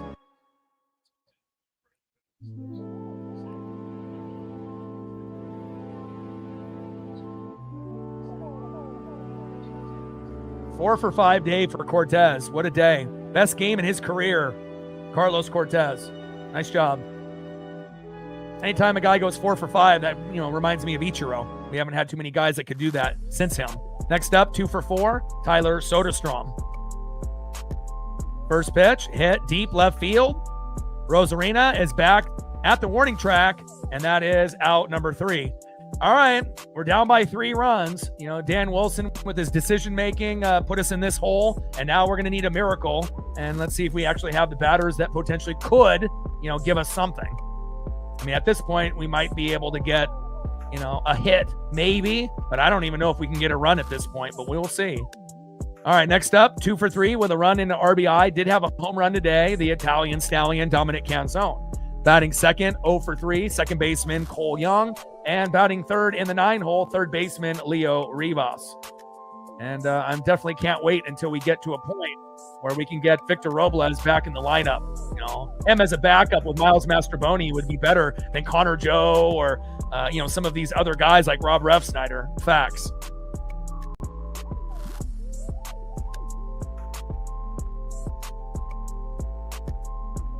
But again, we did lose 5-0 against the Rangers and won back-to-back games and won the series, you know, yesterday and the day before. So, you know, this is definitely did not go the way that we wanted. But again, it definitely shows you, you know, some of the weaknesses that we have. You know, in the beginning of the year, we couldn't hit, right? But then we kind of saw that in the Astro series. And for the most part, moving forward, guys are getting better at hitting, right? And then obviously the bullpen has issues. Mooney has issues.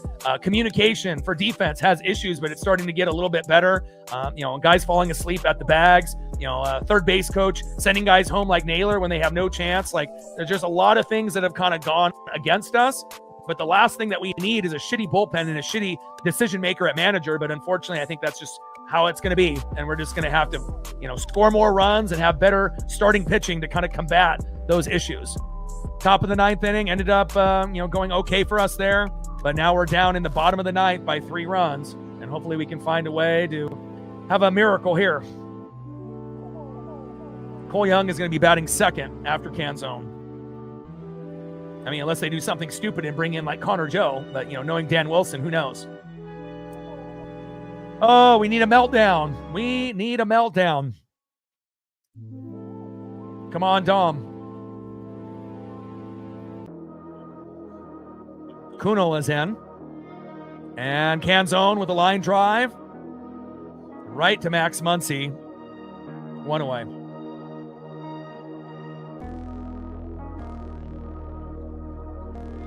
Next up is Cole Young on deck, Leo Rivas. And Realistically, this game is going to end 6-3 more than likely. Not being negative, just being honest and real. Come on, Cole. Get at least one hit today. First pitch in there to Young for a strike. Let me give you a little bit of a blooper to left field or right field. Come on, Cole. Started off kind of hot, and has fizzled out a little bit, but, defense is pretty damn immaculate most of the time. And there we go. Cole Young getting a hit at the last at-bat, and sometimes it takes Cole that fourth at-bat to get a hit, but a great heart and great, stuff there by Cole Young. Again, he can, pull that baseball into center field, left field, right field, and again, not many guys when they're 0 for 3 are going to get a hit when the game looks like it's fucking over. Nice job by Cole Young, and that's why he's one of the most likable guys on the team. Nice job, Young. Great defender, good hitter. Nice job, Cole. Next up is Leo Rivas. At least a little bright spot here in the bottom of the ninth with Cole Young. First pitch, high and inside, 1-0 count. The chance of Dan getting fired during the season is 0. And the chance of him getting fired after the season is probably 0 because, as far as what we have going. And Rivas with a nice base knock into right field. Run, Young, run! Run, Young, run! Run, Young! Go home, go home, go home, go home! There we go. Young scores. There we go. Rivas coming up, and most of the time Rivas 0 for 3 will go 0 for 4, but there we go. One time maybe out of every 9 or 10 games he'll end up getting something big after going 0 and 3, and Young with the speed from first all the way home. 6'4" Athletics. There we go. Next up is J.P. Crawford, and after that Cal Raleigh. And if we can get a home run by Cal Raleigh, maybe we can find a way to win this game. Let's go. If JP can get on and Cal homers, we win 7-6.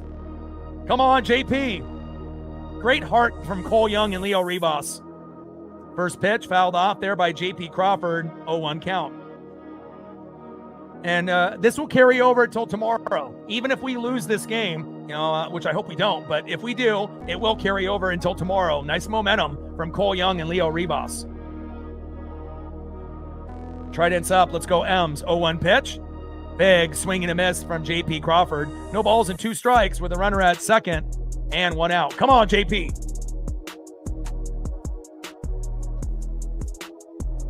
J.P. with a homer or a single. And Cal Raleigh on deck, who homered earlier in the game. Come on, Mariners. Trident's up. 0-2 pitch to J.P. Crawford. And J.P. pops it up in foul territory, and that will be an easy out there, and that is 2 away. All right, here we go. Last chance. And if Cal Raleigh homers, it's 6-6. And you have to assume Julio up after that, he might be able to win the game for us. But let's see if Cal Raleigh can end up getting a home run, or if Cal gets a single, Julio with a game-winning 3-run blast, and we win 7-6. That's the recipe. Trident's up. Let's go, M's. We need Cal and Julio to live up to the expectations of who they are. The best catcher in baseball and the best center fielder in baseball, even though Cal has not played like the best catcher in 2026. Come on, Cal. He's already homered once, and if you're not going to homer, get on base for Julio. Trident's up. Let's go, M's. I like the heart that the Mariners are playing with, and if we didn't bring in Jose Ferrer and Casey Legomina and, all these bullshit guys in the fucking pen, maybe we would have been able to get this, this game, but too late for that. Come on, Cal. Come on, big dumper on deck, Julio Rodriguez. Let's get to Julio. Come on, Cal. Trident's up. Let's go, M's. Great heart and great fight. A lot of teams would have just rolled over and died, after being down by 3 runs, after how things went with our bullpen and Dan Wilson managing this team. Nice job by Cole Young. Nice job by Leo Rivas. That was the most impressive. Young getting a hit on 0-3. I kind of felt he was going to get it. But Rivas, nowhere near being as, same type of hitter as Young. Coming up big with that RBI. Young scoring from first. First pitch, low and at the knees. 1-0 count. Even Cal taking a walk would be huge. Cal! And he pops it up into right field, and this should be the ball game. And there it is, out number 3. Lawrence Butler with the final out. Nice heart by the Mariners, but unfortunately we got ourselves in too much of a hole with our bullpen and Dan Wilson with his managing skills. And again, could have been 6-3. We made it 6-4, and I do feel that'll carry over, obviously, to tomorrow's game. And remember, we did lose after getting swept by the Padres 5-0 to the Rangers, and we thought, oh, holy hell, are we going to get swept by Texas? And then we ended up winning back-to-back games. I still feel confident that we can win on Tuesday and Wednesday, but remember, we're going to have Luis Castillo and Logan Gilbert on the mound, so they have to do their job. But more importantly, the Mariner hitters have to get to 5 runs, 7 to 10 hits, and if they do that in back-to-back games, we should have a good chance to win the series, and hopefully we do.